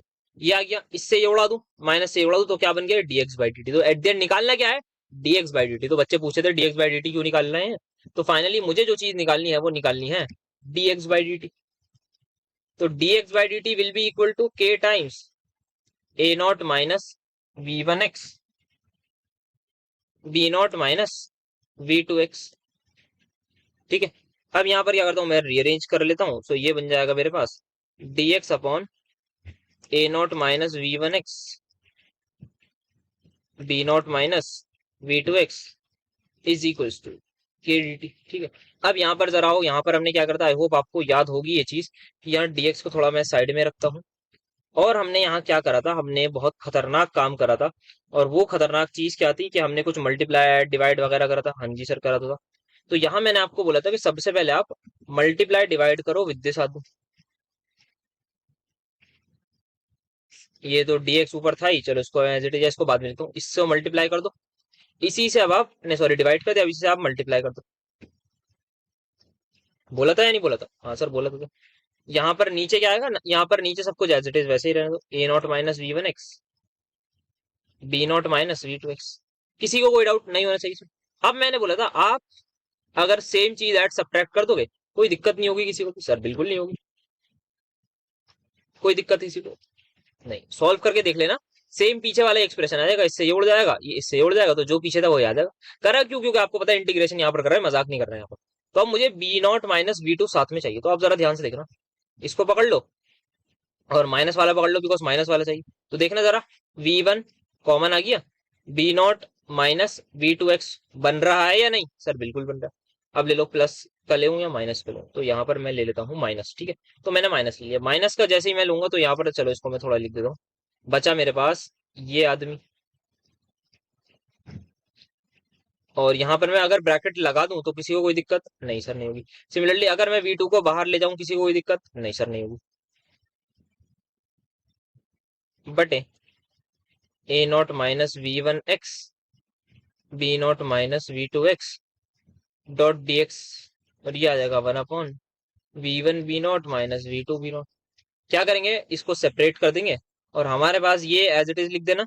फिर यहाँ जैसे मैं इसको सेपरेट करूंगा, इससे ये उड़ जाएगा, बचेगा क्या, वी वन अपॉन, यहाँ माइनस लगा लेना sorry, V one upon A naught minus V one x minus of V two upon V naught minus V two x, जो के एल कपूर साहब ने डायरेक्टली लिखा है without any explanation. Yes, I am saying ये बात, without any explanation वहां लिखा है। वहां देखने में कोई दिक्कत नहीं आएगी, पर अगर मैं ना समझाता तो बहुत बड़ी दिक्कत हो जाती है। वैसे दिक्कत की बात भी होगी लॉजिकली, क्योंकि समझा रहा हूँ तो इतना तो समझा ही सकता हूँ, जो नहीं आता वो नहीं आता। अब ये चीज हो गई यहाँ पर। अब आओ जरा इंटीग्रेट करो। अब इंटीग्रेशन भी बताऊं क्या बैठ के यार, A naught minus V one X. यहाँ आई होप मैंने आपको बताया होगा कि यहाँ पर हम इंटीग्रेशन बाय सब्सटीट्यूशन करते हैं। इसको मान लो किसके इक्वल, टी के इक्वल।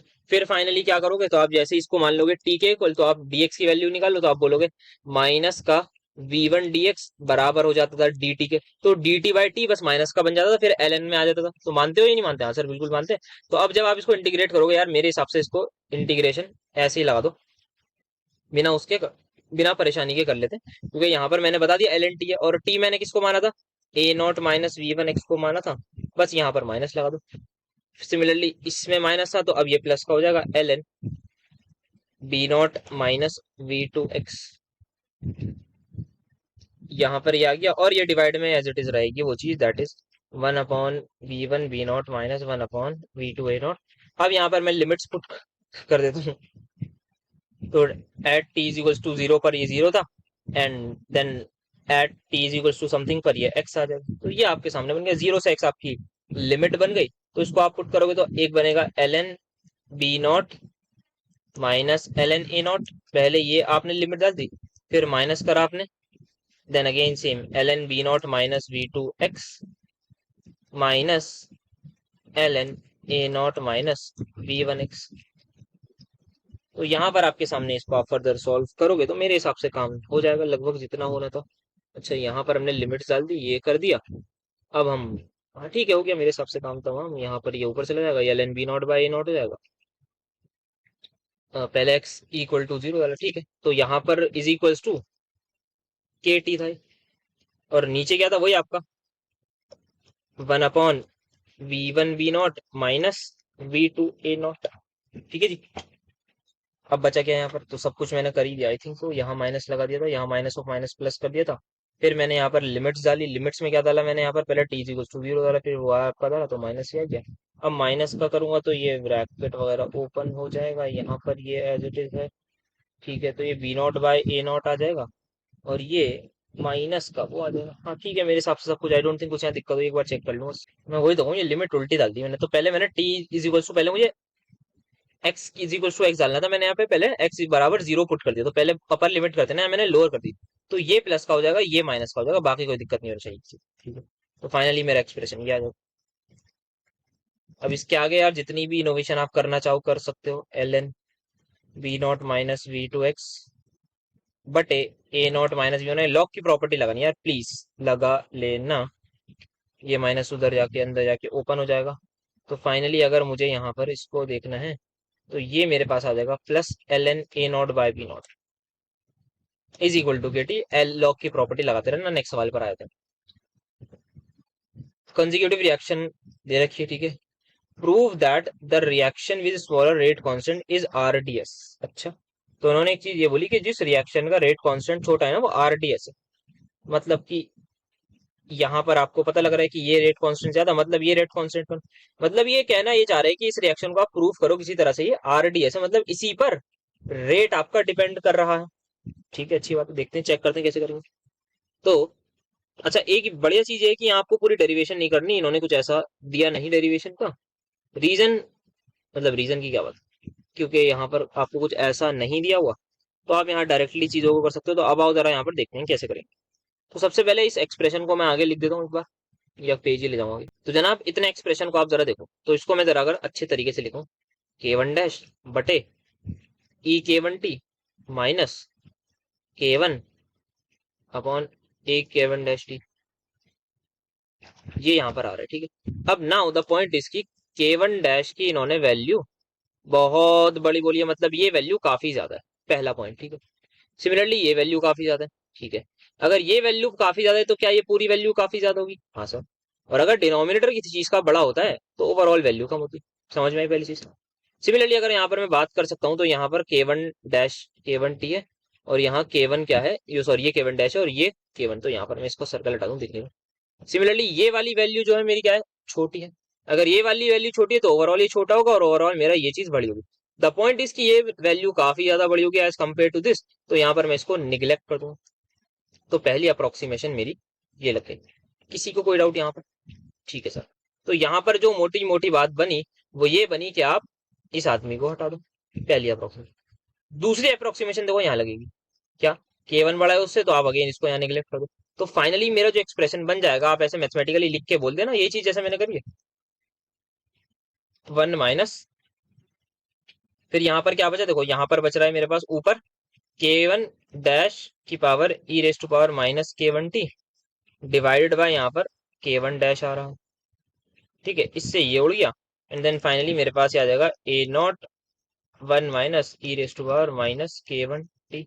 ये मेरी आ गई सी की कॉन्सेंट्रेशन।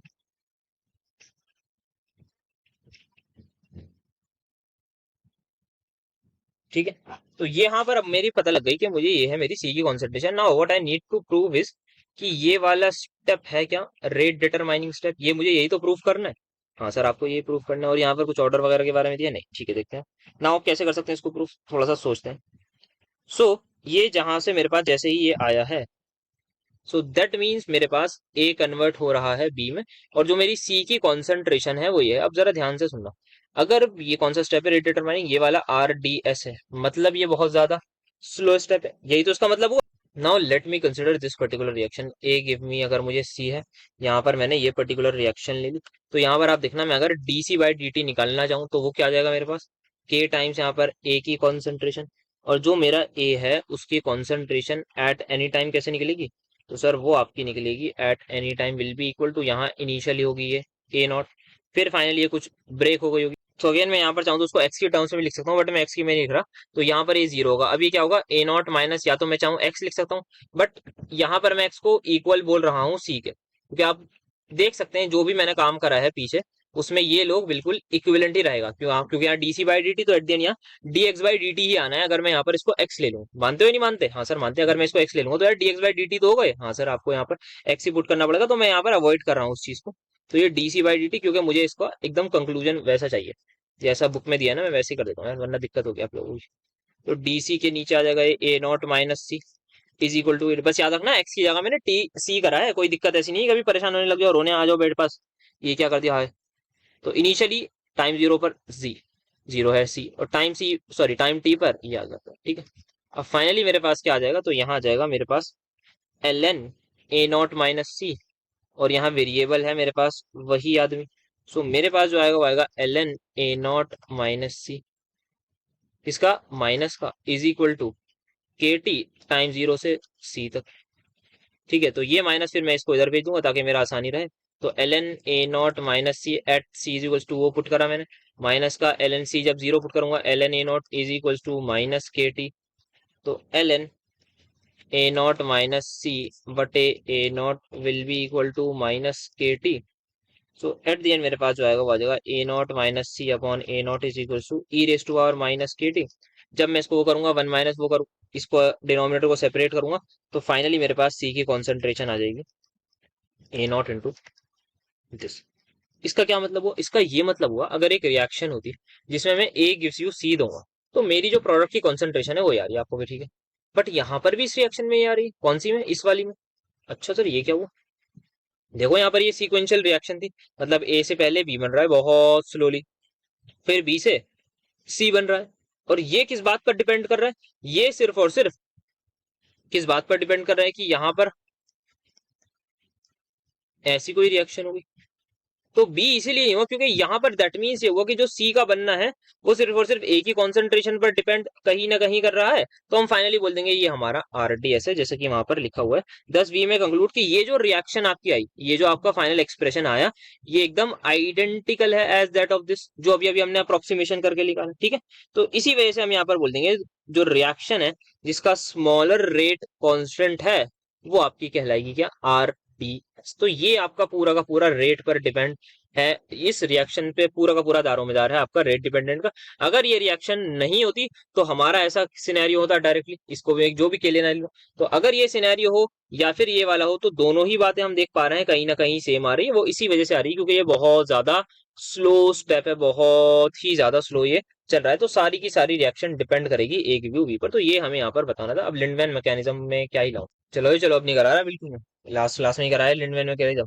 हाँ मत जाना कमेंट में कोई बोल के कि आप ऐसे करो, डायरेक्टली बता रहे हो पिछले लेक्चर में कराए, पागल पागल हो गए, ये दोबारा कराऊंगा। तो बस उस रिएक्शन में क्या था, यहाँ पर मैंने इसको रिवर्सिबल रिएक्शन लिखा था कि यहाँ पर आपका ये ऐसे लिखा हुआ था, ये आपका के माइनस वन था, यहाँ पर दो बार लिखा तो दोनों बातें ही सेम है, कोई ये मत समझने लगना कि वो तो अलग था। कोई कमेंट में भी बोलते कि नहीं आपने कुछ और कराया था, ऐसे भी मान आ सकते हैं, आजकल काफी मान लोग आ रहे हैं ऐसी कमेंट में। तो ये आपकी रिएक्शन आ गई, क्या था, सिंपल मैंने डीपी बाई डी टी लगाया, के टू इंटू ए करा, बच्चा बच्चा बता देगा क्यों करा, फिर एस एस डी लगाई, बच्चा बच्चा लगा लेगा, गली गली का लगा लेगा, फिर मैंने कॉन्सेंट्रेशन को यहाँ पर प्रेशर बोला, बट आपका एट दी एंड ये वाला एक्सप्रेशन बन गया। तो ये लिंडमैन मैकेनिज्म है। आपको क्या बताना है, ये आपका गैसियस डिकम्पोजिशन रिएक्शन है। यहाँ पर होता है क्या, एक एक्टिवेशन प्रोसेस होता है, फिर आपका डीएक्टिवेशन होता है, और फिर फाइनली आपके जो है वो प्रोडक्ट फॉर्मेशन होता है। ये आपको चीजें बतानी है, ठीक है। देन आप बताओगे कि यहाँ पर क्या इसका मैकेनिज्म होता है। मैकेनिज्म के बाद आप बोलोगे कि कैसे कैसे हमने हाई प्रेशर लो प्रेशर पर बात करी, ये कब फर्स्ट ऑर्डर होती है, कब सेकंड ऑर्डर होती है, ये सारी हमने यहाँ पर बात करी थी। तो इस चीज का याद रखिएगा। तो इस तरीके से आप शॉर्ट नोट तो लिख ही लोगे। तो आइए जरा यहाँ पर इस डेरिवेशन को देखते हैं जो कर रखी थी हमने।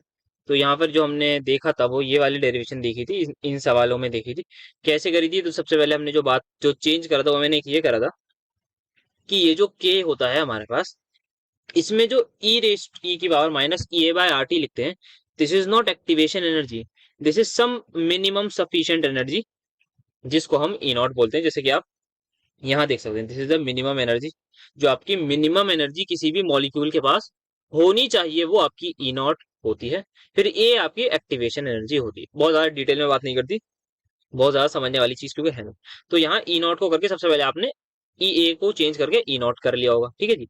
फिर यहाँ पर हमने क्या बात करी थी, यहाँ पर हमने देखा था दो चीजें कि एक तो सबसे पहले फिर हम प्रोबेबिलिटी फैक्टर को ले आते हैं एट दी एंड, तो हमारा जो एक्सप्रेशन है वो बन जाता है यहाँ पर P times N A this, ठीक है जी। ठीक है सर, सेम बन जाता है N A sigma square pi, यहाँ पर आप देख सकते हैं ये आपका आ गया ना। अब हमने क्या सेकंड चीज देखी थी, तो हमने कहा था कि यार ये जो पूरा का पूरा आदमी है, इस सभी को हम मान लेते हैं बी, और ये जो रूट टेम्परेचर इसको एज इट इज ले लेते हैं, सो दैट हमारा एक रिलेशन नजर आ जाए टेम्परेचर के साथ। कैसे है भाई, पी जो है प्रोबेबिलिटी फैक्टर, टेम्परेचर पर इसका कोई फैक्टर नहीं है, नंबर ऑफ मॉलिक्यूल्स पर कोई नहीं है, सिग्मा मॉलिक्यूलर डायमीटर पर नहीं है, पाई पर नहीं है, 8 पर नहीं है, केबी पर नहीं है, पाई पर नहीं है, म्यू पर नहीं है, उस पर रिड्यूस मास पर ड्यूटी है, तो उसमें तो हमने यहाँ पर इसको थोड़ा ऐसे लिख दिया। अब मैंने लॉग लिया तो लॉग बराबर यहाँ पर एल एन भी आ जाएगा, क्या है आपके तीनों की तीनों प्रोडक्ट में, तो ऐड हो जाएंगी चीजें। प्लस करा, फिर यहाँ पर क्या करा, मैंने लॉग ही लिया था तो इसकी मैं टी की पावर हाफ थी तो पावर पीछे आ गई, फिर यहाँ पर इसका लॉग लिया, इसकी पावर प्लस में आई पीछे आ गई, और ये आपके सामने आ गया। कोई बच्चा बच्चा भी इससे परेशान नहीं होना चाहिए, वरना बेटा घर चले जाना अगर ये बिल्कुल इसमें कोई लिख देना कि लॉग नहीं समझा, बेटा छोड़ूंगा नहीं बिल्कुल भी, चैनल वैनल से ब्लॉक कर दूंगा। और कोई लॉग यहाँ पर किसी को समझ नहीं आया हो, फिर मतलब आप जाके कुछ और देखो, कुछ और बढ़िया चीज, और भी चीजें जिंदगी में। अब क्या करोगे, आप इसको डिफरेंशिएट मारोगे विद रिस्पेक्ट टू टेम्परेचर, ठीक है सर, कोई दिक्कत की बात नहीं। अब बी तो बेचारा कांस्टेंट है, आपको यहाँ पर बता दिया मैंने, टेम्परेचर से कोई लेना देना नहीं है। एल एन एक्स का differentiation 1/x, L N T का डिफरेंशिएशन 1/t, खत्म।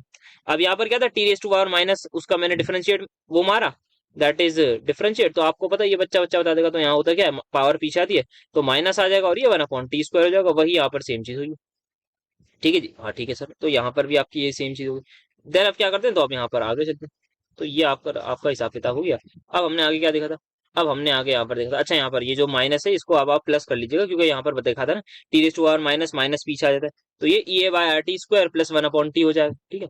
तो E A by R T square plus 1/t हो गया। अब यहाँ पर एक और चीज हमने जो देखी थी, Van't Hoff equation, D L N K by D T will be equal to activation energy बटे आर टी स्क्वायर, और या दूसरी इक्वेशन से मैं क्या देख रहा हूँ, डी एल एन की बटे D T is equal to E A by E A sorry E not A by R T square plus 1/t। मानते हो या नहीं मानते सर, मानना पड़ेगा क्योंकि है इक्वेशन सामने। फिर हमने क्या करा था, दोनों को इक्वेट कर दिया था, और एट द एंड हमारा बहुत प्यारा सा ये आसान एक्सप्रेशन बना था, जिसमें किसी भी बच्चे को छोटे से मोटा डाउट तो होना ही नहीं चाहिए, ठीक है सर, ये नाउ अब आगे चलते हैं।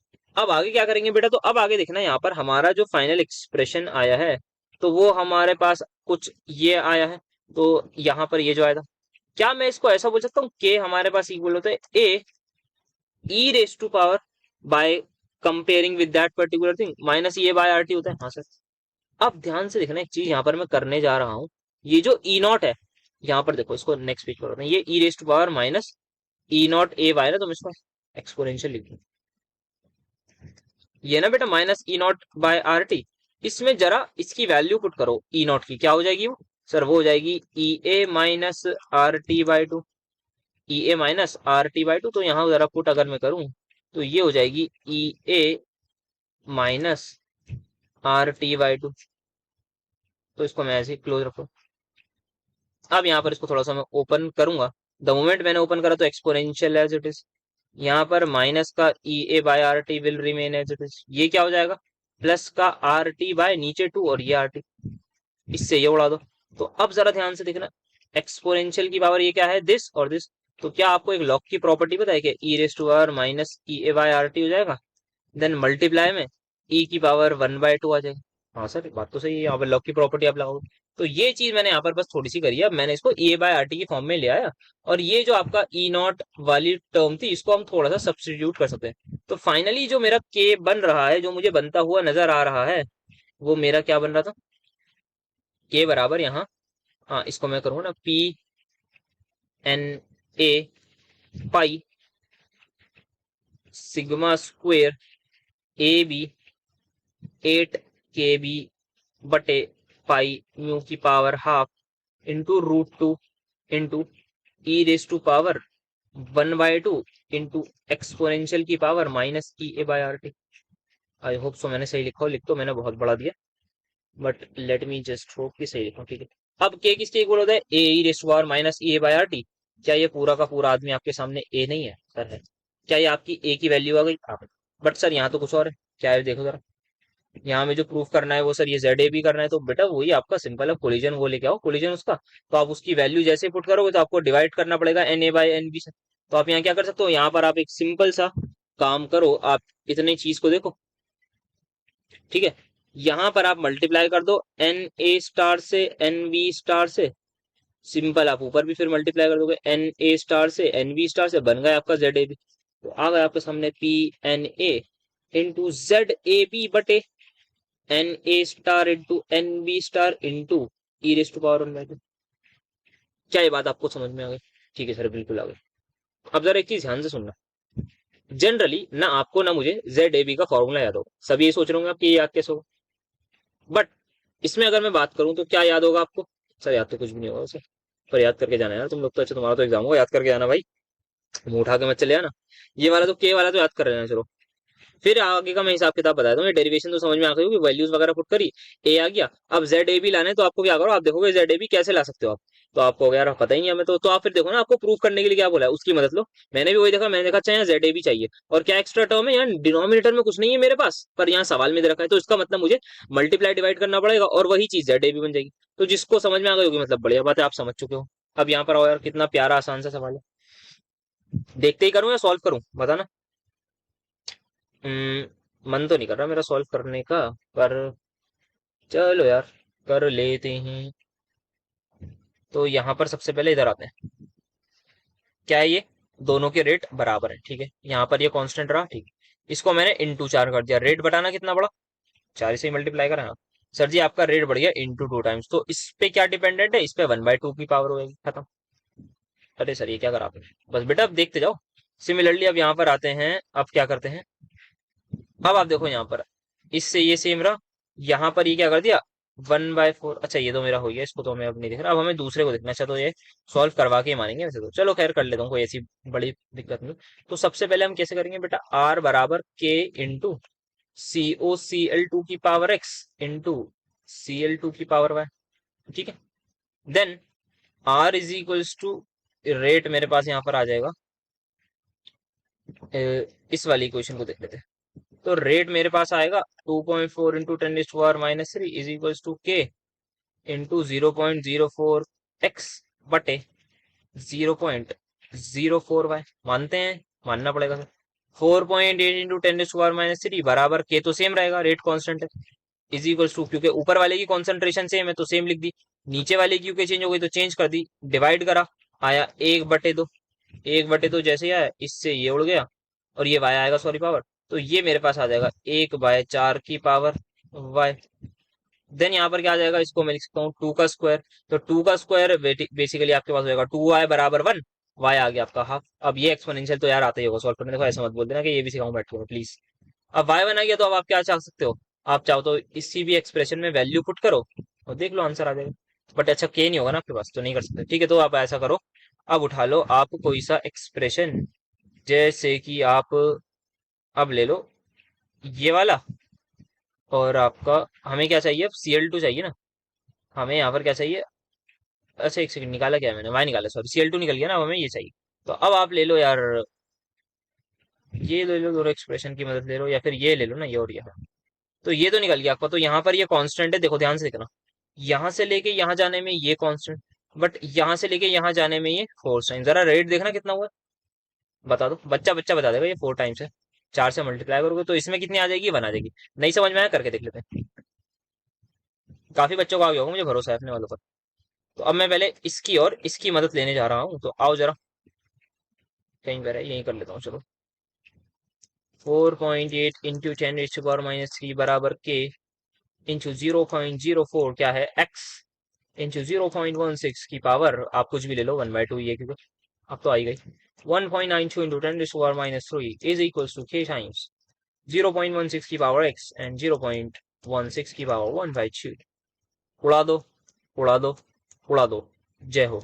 बचा क्या 4.8 बटे, सॉरी ये -2 था, सॉरी सॉरी सॉरी सॉरी, गलत उड़ाया मैंने, रुक जाना रुक जाना, रुक जाओ रुक जाओ, बिल्कुल जहां पर भी हो रुक जाओ, डिवाइड करते हैं सलीके से, 4.8 बटे 1.92 इंटू ये ऊपर चला जाएगा तो 10⁻⁻1, नीचे आ जाएगा तो ये आ जाएगा आपको क्या 10, तो 1/10, अब ठीक है, बराबर 1/4 की पावर एक्स, इसको क्या करो यहाँ पर अंदर मल्टीप्लाई कर दो, तो ये हो जाएगा 19.2, ये कितने बात है 4 गुना है, तो 1/4 बराबर 1/4 की पावर एक्स, एक्स आ गया खत्म, तो इसकी पावर आ जाएगी 1, इसकी पावर आ जाएगी हाफ। आई होप सो आसानी से हो गया होगा, आसान सवाल था, फ्री के नंबर को। अब करनी है हमें condition under which equilibrium approximation की बात करनी है, ठीक है, स्टडी स्टेट, आओ देखते हैं। कुछ लाऊं मैं कैसे, कुछ भी नहीं लाया, ऐसे मुंह उठा गया, तो भाई यार थक तो रहा हूँ ऐसे में, बट बता दूं, हमारे पास SSD का यूज करते हैं और इक्विलिब्रियम वाला, तो ध्यान से सुनना है, अगर हमारे पास जो फर्स्ट स्टेप है, जो फर्स्ट स्टेप है वो RDS, मतलब क्या है स्लो, देन उसके बाद जो कोई स्टेप है वो रैपिड है, पहली कंडीशन बताऊंगा अभी, उसके बाद दूसरा रैपिड है। अब दूसरे केस अब दूसरा केस क्या है, जो फर्स्ट स्टेप है वो आपके रैपिड इक्विलिब्रियम में है। फिर उसके बाद जो सेकेंड स्टेप है वो आपका स्लो। ठीक है सर, समझ में आ गया कुछ कुछ जो बोला वो तो समझ में आ गया होगा ना, दो केस क्या बनाए मैंने। हाँ सर, अलग है, अलग तो दिख रहा है ना कुछ, ये मत बोलना ये भी समझाओ बैठ के। तो पहला स्टेप यहाँ आरडीएस था, यहाँ दूसरा स्टेप आरडीएस है, या कोई और सा भी हो सकता है। यहाँ पहला दूसरा रैपिड है, यहाँ पहला रैपिड है। तो अब ध्यान से सुनना, यहाँ पर अगर मेरा पहला स्टेप आरडीएस है तो जनरली हमारे पास यहाँ एक इंटरमीडिएट बनेगा। सिमिलरली अगर इस जगह की बात करूं तो यहाँ पहला स्टेप रैपिड इक्विलिब्रियम में, तो यहाँ पर भी एक इंटरमीडिएट बनेगा जो सेकेंड स्टेप में जाके कंज्यूम हो जाएगा। तो डिफरेंस समझ में आए? इंटरमीडिएट अगर बना पहले और बाद वाला स्टेप रैपिड है तो यहां पर मैं लगाऊंगा स्टेडी स्टेट अप्रोक्सीमेशन। क्यों? क्योंकि जितना इंटरमीडिएट बनेगा उतना ही खत्म हो जाएगा। ये लॉजिक समझ में आया रैपिड होने का? अगर ये रैपिड है तो जैसे जैसे इंटरमीडिएट बन रहा है, भले ही वो स्लो बन रहा है, आते ही क्या चला जाएगा? नहीं, बस सोच के लॉजिकल बताओ सर, बात तो आपकी सही लगी। अब यहाँ देखो, अगर यहाँ इंटरमीडिएट बन गया तेजी से, पर ये क्या जा रहा है? स्लोली जा रहा है। अगर ये स्लोली जा रहा है, क्या मैं इंटरमीडिएट की कॉन्सेंट्रेशन जीरो मान सकता हूँ? नहीं सर, नहीं मान सकते। बढ़िया, तो यहाँ पर मैं लगाऊंगा आपका वो इक्विलिब्रियम वाला। आई होप सो लॉजिक समझ में आया होगा, क्यों हम कहां पर कैसे क्या लगाना है, सब कुछ क्लियर हो गया होगा इस पर्टिकुलर सवाल के थ्रू। तो मैंने यहाँ पर कंडीशंस बता दी। अब आप कुछ भी चाहो कर लो, आप मान लो जो मर्जी चाहे आपका, क्या मर्जी कर रही है आपकी। मान लो आपकी मर्जी चाह रही है कि आप ले लो ऐसे ही एक पर्टिकुलर रिएक्शन जिसमें आप बोल दो ए प्लस बी जो है वो आपके स्लो स्टेप है, और आपका वो सी बना रहा है। फिर ये जो सी है ये आपका कुछ प्रोडक्ट बना रहा है, तो आप मान लो इसका K1 मान लो, इसका K2 मान लो। अब आप यहाँ पे पूरी बैठ के डेरिवेशन कर दो रेट कांस्टेंट की, सब कुछ आप कर दो। ठीक है भाई, पहला केस कर देना, कोई दिक्कत नहीं होगी यहाँ पर आराम से। अब दूसरा ले लो, यहीं पर K1 K-1। फिर आप बोल दो कि ये जो सी है ये आपका स्लो स्टेप में आपके प्रोडक्ट बना रहे हैं। यहाँ K2 ले लो, कर देना, डिफ्रेंशिएट कर देना, मैकेनिज्म लिख देना, एक जगह एसएसडी लगा देना, एक जगह इक्विलिब्रियम लगा देना। आई डोंट थिंक किसी भी बच्चे को इसमें डाउट होना चाहिए। आओ जरा रेट लॉ निकालें। तो DO2/dt हमें निकालना, तो कैसे निकालेंगे? कराया था कहीं पर, पता नहीं मुझे याद नहीं। इज इक्वल टू, यहाँ पर बन रहा है DO2, तो ऑब्वियसली मैं इसी पर्टिकुलर रिएक्शन के हिसाब से चलूंगा। तो DO2/dt मेरा इक्वल होगा, आई थिंक इस आदमी होगा। ठीक है, पता नहीं बाकी मुझे कराया नहीं कराया, मैं तुम लोगों की वैसे करा रहा हूँ ना, मैं ढूंढता इसको। बट वरना रोने लग जाते हैं ना कुछ बच्चे कमेंट में कि यार कैसे कर रहे हो, वो कर रहे हो। तो इसलिए सॉल्व कर रहा हूँ, हो सकता है गलत भी कर दूँ, कोई परेशानी नहीं है। अब यहाँ पर लगाओ जरा, क्या करना है, स्टेडी स्टेट लगाओ। पहले NO2 के लिए लगाओ, चलो बैठ के। तो NO2 के लिए अगर मैं लगाना चाहूँ तो सबसे पहले K1 टाइम्स N2O5। ठीक है जी, फिर माइनस K-1 NO2 NO3, फिर प्लस आ जाएगा मेरे पास। तो प्लस में आ जाएगा मेरे पास K2 times NO2 into NO3। फिर है क्या एक और NO2? हो गया क्या NO2? अच्छा, बन भी तो रहा है, हाँ लास्ट में बन रहा है। फिर बन रहा है ना? अच्छा, यहाँ पर क्या हो रहा है? बन भी रहा है, टूट भी रहा है। तो प्लस भी लिखूं फिर एक बार, अगर मैं यहाँ पर प्लस NO2 लिखूंगा तब भी वही सेम बात हो जाएगी। कुछ मिसप्रिंट तो नहीं है? बैलेंस है क्या? ये 5 आ गया, यहाँ पे 5 है, ठीक है। ठीक है, चलो एक सेकेंड, यहाँ पर अगर मैं देखूं इस रिएक्शन में NO2 बन भी रहा है, साथ साथ टूट भी रहा है। तो जो बनने वाले का ये आ गया, तो टूटने वाले का भी क्या लिखना पड़ेगा? एक सेकंड पहले मैं आगे वाले का लिखूं, फिर जरा चेक करिए हूँ कुछ मिसप्रिंट तो नहीं आ गया।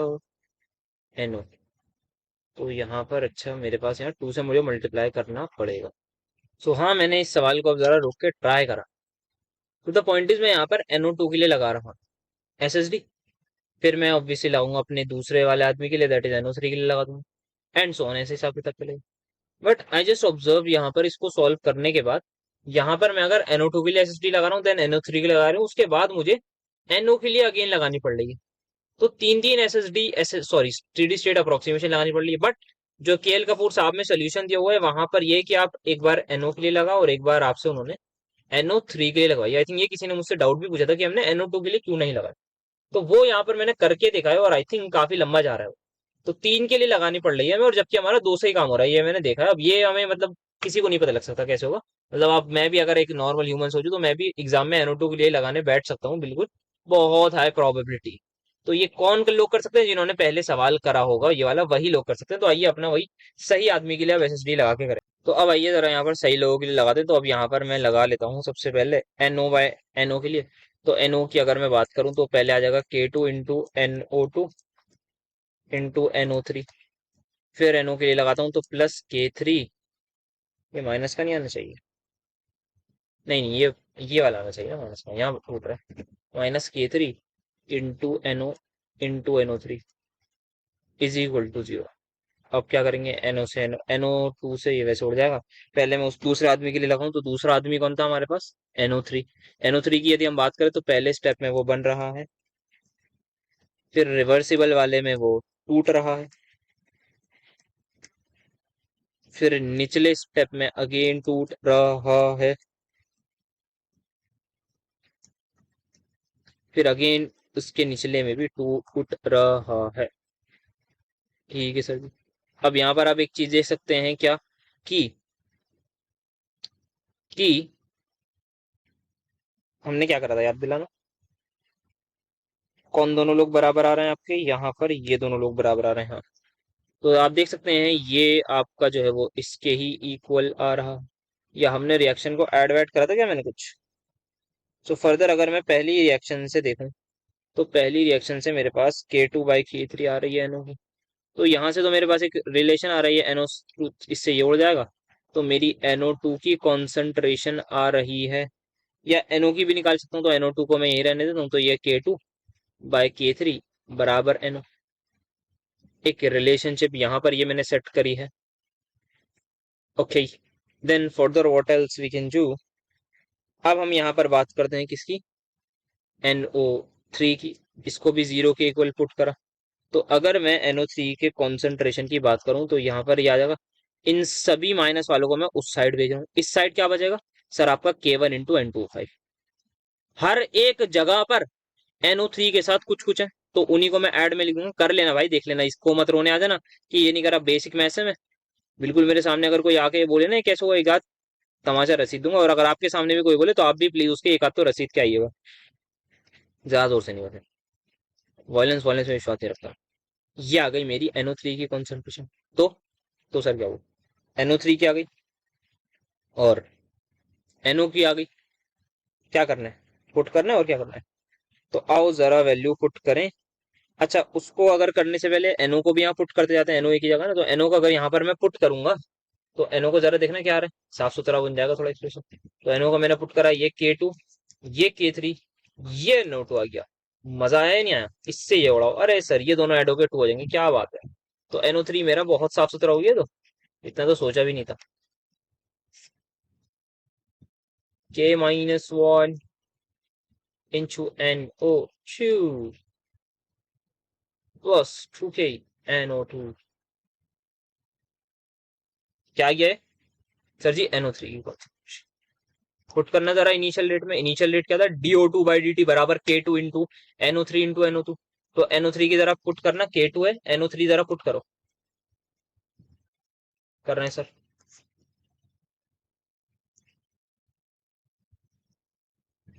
इंटू NO2, उड़ा दो। इस पूरे को मान लेना कोई नया K डैश। आ गया आपका रेट। तो यहाँ मैंने क्या करा है, यहाँ मैंने DO2/dt का तो मेहनत करवा रहे हो और काफी लोग भाई। सच में कल पेपर और मैं रिकॉर्ड कर रहा हूँ। मैं ये सोच रहा हूँ पता नहीं किस रिस्क पे मैं ये काम कर रहा हूँ। पर क्योंकि कल मेरे पास टाइम नहीं होगा, मुझे बहुत जरूरी कहीं जाना पड़ेगा पेपर देके, तो मैं कल ये दोपहर में रिकॉर्ड नहीं कर सकता था फिर, इसी वजह से करना पड़ रहा है। अब आ जाओ जरा नेक्स्ट सवाल पर। सवाल डायरेक्टली KL कपूर साहब से लिया हुआ है। इन्होंने बस मेहनत ये करी है, क्या करिए मेहनत की, इसको बस यूनिट चेंज कर दिया। कितनी प्यारी तरीके से इसको यूनिट चेंज कर दिया, इतनी मेहनत करी है हमारे एग्जामिनर ने। अब आओ देख लो, सबसे पहले कोलिजन रेट बोला है तो कोलिजन रेट आपका सिंपल Z होता है। Z क्या है? आपकी कोलिजन फ्रीक्वेंसी। ये यहाँ पर आप निकाल लोगे इसको, number of collision per unit volume per unit time, ये आपका कोलिजन फ्रीक्वेंसी होता है। निकाल लो, आओ देख लो कैसे निकालते हैं। 8RT/πm आपका फार्मूला है। क्या करना है यहाँ पर, अगर हम बात करना चाहें तो कोलिजन वो निकालना है। तो आओ जरा देख लो, क्या देखें सर, यही सवाल देखो। सो आयोडीन, इसका मोलर मास वगैरह नहीं दे रखा कुछ, बड़े बदतमीज लोग। देख रहे हो मोलर मास दे रखा है। If I am not wrong iodine 127 होता है। और एच आई आपका फिर 128 हो जाएगा।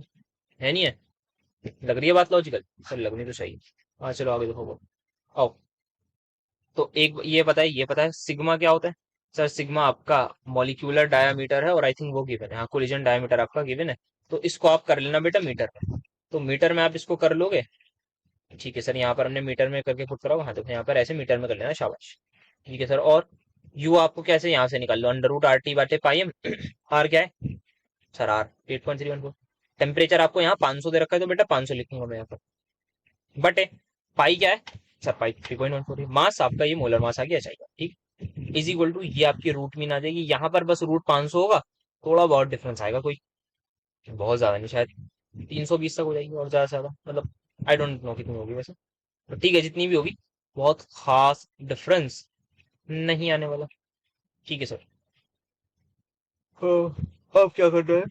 अच्छा, ये भी तो निकालना है, ये क्या होता है, number of atoms per unit volume. तो एन ए या फिर आपका total atoms per unit volume, तो ये आपका क्या है, एन ए बटे वी एम। एन ए क्या है आपके, कितने एक मोल में मॉलिक्यूल से डिवाइड बाय आपके वॉल्यूम।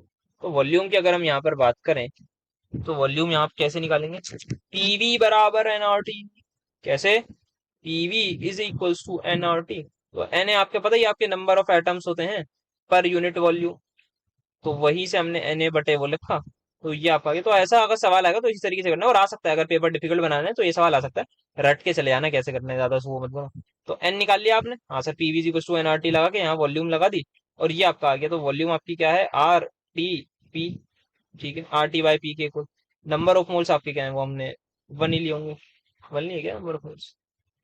ठीक है ठीक है, एन आ गया। अब जेड निकाल लेना, तो आपका पता लग जाएगा कोलिजन रेट क्या है, थोड़ी सी वैल्यू अलग आएगी, मोस्टली चीज आपकी सेम आने वाली है। ठीक है। Next, rate of reaction. तो रेट ऑफ रिएक्शन आपका क्या है, माइनस ऑफ ये D H by D T, ये आपका रेट है। ये कैसे निकालोगे बेटा, तो इसके लिए आपको सबसे पहले निकालना पड़ेगा ये आदमी, that is the maximum rate जिसकी हमने बात करी थी। आई होप आपको ये चीज थोड़ी बहुत भी याद आ रही होगी। हाँ सर, बात तो करी थी हमने। तो minus half D N by D T will be equal to Z, आपने जो पीछे निकाला, into E raise to R minus A by R T. ये निकाल लेना आप, वैल्यूज तो गिवन है। जेड पीछे से पुट कर लेना, तो आपके सामने ये मैक्सिमम रेट आ जाएगा। नाउ द मोमेंट मैं इसको एवोगैड्रोस नंबर से डिवाइड कर लूंगा, तो ये क्या बन जाएगा, ये मेरे पास कॉन्सेंट्रेशन ऑफ एच आई बन जाएगा या नहीं? सर बात तो सही करो, तो ये आपकी कॉन्सेंट्रेशन ऑफ एच आई बन गई। मजा आ रहा है सर? मजा आएगा, बिल्कुल आएगा। तो कॉन्सेंट्रेशन ऑफ एच आई बन गई, तो यहाँ से आपका रेट ऑफ रिएक्शन बन गई। ठीक है। अब क्या पूछा है, रेट कांस्टेंट आपसे पूछा है, तो रेट कांस्टेंट की अगर हम बात करना चाहें, तो आर इज इक्वल्स टू के टाइम्स एच आई का स्क्वायर। तो एच आई की यहाँ पर इन लोगों ने कॉन्सेंट्रेशन निकलवा दी, क्योंकि एन स्टार हमने निकाल लिया था। तो उसको एवोगैड्रोस नंबर से डिवाइड करोगे तो आपकी सिंपल कॉन्सेंट्रेशन आ जाएगी। तो कॉन्सेंट्रेशन निकाली, तो मेहनत वाली चीज है, रट के चले जाना, काम आपका काफी वक्त तक बन जाएगा। एब्सोल्यूट रेट देख लो जल्दी से, क्या था कि आपका जो है वो दो रिएक्टेंट रिएक्ट कर रहे हैं, आपस में रिएक्ट करके वो एक एक्टिवेटेड कॉम्प्लेक्स बनाते हैं, which ultimately lead to the formation of product. Bond breaking होती है, बॉन्ड फॉर्मेशन होता है। तो इनिशियली दो रिएक्टेंट पहले एक एक्टिवेटेड कॉम्प्लेक्स बनाते हैं, जिसकी मैक्सिमम एनर्जी होती है, उसको ट्रांजिशन स्टेट भी हम यहाँ पर बोलते हैं। तो यहाँ हमारे पास फिर क्या होगा, सो वी हैव यहाँ पर एंडो भी होगा, एक्सोथर्मिक भी होगी। तो ये दोनों टाइप की रिएक्शन है, दोनों के ग्राफ्स आप करके जाइएगा, बना के जाइएगा बहुत डिटेल में। यार ये मतलब मैं वो क्लास 11th का केमिकल, 12th का केमिकल काइनेटिक्स नहीं पढ़ाना चाह रहा, तो इसलिए मैं ये नहीं करा रहा। अब आगे आ जाओ भाई, कल ही करा ये वाला भी, देखते हैं ये वाला भी दोबारा करवाओगे क्या? चलो जल्दी से देख लो क्या करना है यहाँ पर। रेट लॉ निकालना है, तो डीपी बाई डी टी, जल्दी से जल्दी, इज इक्वल टू के टू इंटू एस एच। याद है ना, पानी एक्सेस में लेते हैं, हाँ। इसके लिए एस एच डी लगाओ जल्दी, K one into S into H minus K minus one into S H into A one, फिर plus K two into S H positive will be equal to zero. तो S H की concentration जल्दी से, K one S H बटे K minus one A plus K two, क्या आ गई, S S की कॉन्सेंट्रेशन। इसकी वैल्यू ऊपर पुट कर दो, डीपी बाई डी टी आ गया, रेट लॉ आ गया। क्या ये ऐसा ही आया? क्या ये ऐसा ही आया है? बिल्कुल देख लो एक बार, फिर मत कहना बताया नहीं था। बिल्कुल सर ऐसा ही आएगा, जब आप बोल रहे हैं तो ऐसा ही आएगा। ठीक है सर, बढ़िया, शाबाश। अब तो अब आओ देखते हैं आगे क्या करने से। तो क्या बताना है हमें, जनरल और स्पेसिफिक बताना है, तो कर लो। वो अप्रोक्सीमेशन लगवानी है, अच्छा ये अप्रोक्सीमेशन लगवा रहे हैं, कितनी आसान चीजें करवा रहे हैं वो भी। तो अब अप्रोक्सीमेशन लगाओ, पहले के टू को उससे वो करो, तो आपके सामने ये चीज आ जाएगी, और वहां पर आप ये वाली चीज लगा लेना, दैट इज आपका, जिसको मैं आपको बोल सकता हूँ कि मैं इक्विलिब्रियम यहाँ पर मेजरली लगा रहा हूँ। तो इक्विलिब्रियम यहाँ पर लगा लेना, आप आसानी से लगा दोगे, ठीक है सर, लग जाएगा। तो इक्विलिब्रियम लगाने के बाद यहाँ पर आप HA/A नेगेटिव निकाल लेना, पुट कर देना, तो आपका डायरेक्टली प्रोपोर्शनल टू एसिड आ जाएगा। सिमिलरली यहाँ पर आप दूसरा करोगे तो ये तो बहुत साफ सुथरा हो जाएगा। तो दूसरे वाले में यहाँ पर जब आपका ये वाला सिनेरियो आएगा, दैट इज ये, तो ये तो आपका बहुत साफ सुथरे तरीके से K-1 वो आ जाएगा, वहां से वो H आ जाएगा, ठीक है। जब ये हट जाएगा तो K1 K2, तो ये तो आंखों से डायरेक्टली प्रोपोर्शनल टू आपका उसके आ जाएगा, एसिड के, सॉरी H के, दैट इज, और एसिड, हाँ एसिड के। और आगे आपका H3O पॉजिटिव के आएगा प्रोपोर्शनल यहाँ पे। तो बोल देना यार ये जनरल है और वो स्पेसिफिक है, अब आई डोंट थिंक यहाँ कुछ बताने की जरूरत है। इस सवाल को पूछ मत लेना एक्सप्लेनेशन की, देख लेना बिल्कुल चुपचाप, बिल्कुल आंखों से देखना और चुपचाप अपने घर निकल जाना। देख लो, पढ़ लो, अनचेंज रहता है, केमिकल कंपोजिशन सेम रहती है एट द एंड, पता है, ठीक है। सिर्फ स्मॉल क्वांटिटी यूज होता है। होमोजीनस क्या होती है, हेट्रोजीनस क्या होती है। होमोजीनस में directly proportional to the catalysis concentration है, चुपचाप देख लो। फिर ऑल्टर द इक्विलिब्रियम को कुछ नहीं छेड़ता, सिर्फ एक्टिवेशन एनर्जी कुछ होता है, कभी भी इनिशिएट नहीं करता रिएक्शन, सिर्फ और सिर्फ फास्ट या स्लो करता है, स्पीड अप या स्पीड डाउन करता है, कैसे, बाय एक ऑल्टरनेटिव पाथ से, which is lowering of energy. फिर स्पेसिफिक होता है, हर एक रिएक्टेंट का अपना एक कैटलिस्ट होता है, ठीक है। फिर यहाँ पर आपकी सिलेक्टिविटी, यहाँ पर स्पेसिफिक था, सिलेक्टिव भी होता है, कि जो कैटलिस्ट आपने लिया तो वो अगर आपने कैटलिस्ट बदल दिया तो आपका प्रोडक्ट भी बदल जाएगा। तो selectivity is all about product, specificity is all about reactant. Detail में बात करी थी, नेचर ऑफ प्रोडक्ट को कुछ भी चेंज नहीं करेगा, जो प्रोडक्ट बनता है वही बनेगा, बट जल्दी बन जाएगा। आ गया समझ में, आना भी चाहिए। अब इसकी डेरिवेशन, यार इसकी भी डेरिवेशन कराओगे, देखो डेरिवेशन मत कराओ यार प्लीज। ये रिएक्शन पता है, हाँ सर। ये पता है dP/dt, हाँ सर। और क्या पता है, अब इंटरमीडिएट है ये भी पता है, हाँ सर। लगाना जरा SSB, हाँ सर। तो ये K1 इंटू, मैं रफ में कर रहा हूँ, कर लेना पेयर में, सॉरी गलत कर दिया, K-1 आएगा और यहाँ माइनस का आएगा, अब ठीक है। तो मैं पहले उसको लिखते हैं, into K1 into E into S minus K2 into ES is equal to 0। तो ये सब कुछ वहां आ जाएगा, तो आपका ES की वैल्यू आ जाएगी K-1 plus K2 is equal to ES, ठीक है। तो अब हमें पता है जो इनिशियल कैटलिस्ट था, सॉरी इनिशियल एंजाइम था, वो ई नॉट था, तो कुछ आपका एंजाइम सबस्ट्रेट बन गया होगा, कुछ आपका रिमेनिंग होगा।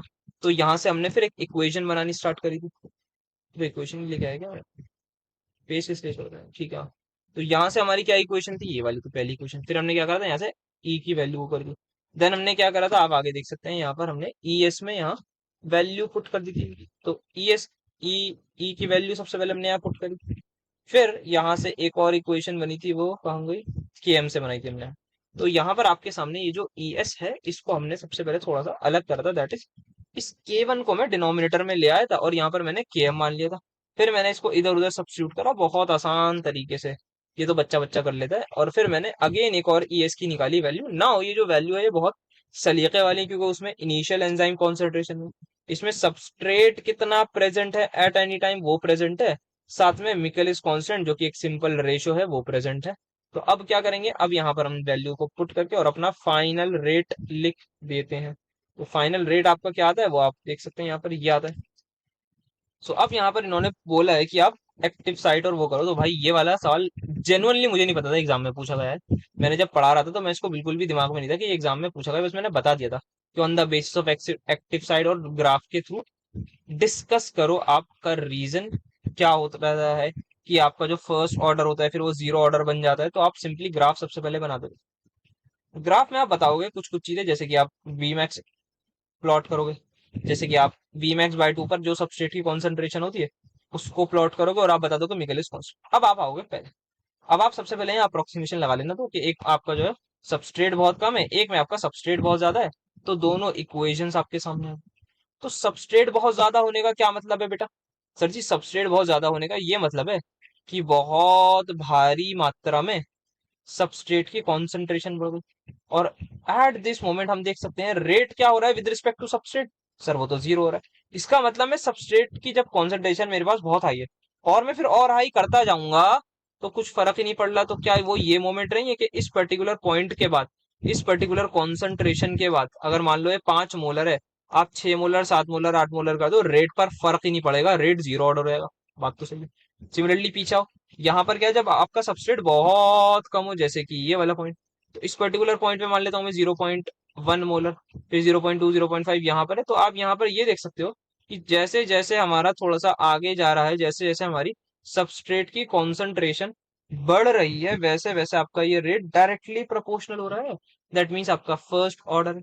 तो यहीं पर आप ये चीज एक्सप्लेन देन फर्दर करोगे कि सर यहाँ जो आपका रेट है, यहाँ पर जो आपका रेट है वो फर्स्ट ऑर्डर है और वहां सेकंड ऑर्डर है, तो आप बोलोगे कि यार एंजाइम्स के पास ना एक्टिव साइट्स होती हैं, एंजाइम है उसके पास एक्टिव साइट होती है और वो कुछ लिमिटेड नंबर होते हैं, ठीक है। विद टाइम ये ऑक्यूपाई करने लगता है, कौन, जो भी इंसान होगा, जो भी चीज होगी उसको ऑक्यूपाइड हो जाती है। जैसे जैसे ऑक्यूपाइड होती है वैसे वैसे आपका रिएक्शन का रेट बढ़ता रहता है। एक मोमेंट ऐसा आएगा जब सारी की सारी ऑक्यूपाइड हो जाएंगी। द मोमेंट सारी की सारी ऑक्यूपाइड हुई, तो अब फर्दर सबस्ट्रेट बाइंड ही नहीं कर सकता। तो होगा क्या इस मोमेंट पर, जब सबस्ट्रेट बाइंड नहीं कर रहा, उससे पहले सारा का सारा हो गया, मतलब सबस्ट्रेट की कॉन्सेंट्रेशन बहुत हाई है, तभी तो पहले ही सारा बाइंड कर चुका है। मानते हो या नहीं मानते सर? बिल्कुल मानना पड़ेगा। तो अगर ये सारा का सारा पहले ही बाइंड कर चुका है और आपकी सबस्ट्रेट की कॉन्सेंट्रेशन बहुत ज्यादा है, तो आपका रेट कांस्टेंट हो जाएगा। समझ आया? बोलिए यस और नो। इतना ही रहेगा आज के लिए, बस मिलते हैं आपसे बहुत जल्द किसी और लेक्चर में। So I hope that's it for today's lecture. I hope so मजा आया होगा इस पूरे सेमेस्टर में। कुछ कमी पेशी रह होगी तो माफ करिएगा, क्योंकि अब हिम्मत नहीं है कुछ ज्यादा करने की, तो इसलिए बस बिना थैंक यू स्लाइड के यहाँ पर मैं आपको अलविदा कह रहा हूँ। मिलेंगे बहुत जल्द नेक्स्ट सेमेस्टर में। बताते जाइएगा कैसे एग्जाम वगैरह का है, बात करते रहिएगा। जिन लोगों को पढ़ाना है डेफिनेटली डीएम करिएगा, कुछ बच्चों ने ऑलरेडी कर दिया है। फिर आप मुझे सिलेक्ट करने पड़ेंगे, उनमें से कुछ चुनिंदा ही बच्चे जिनका कंटेंट अच्छा होगा। तो मिलते हैं आपसे किसी और कभी, आपके नेक्स्ट सेमेस्टर में ही मिलेंगे definitely. So thank you so much for watching all the lectures in this semester.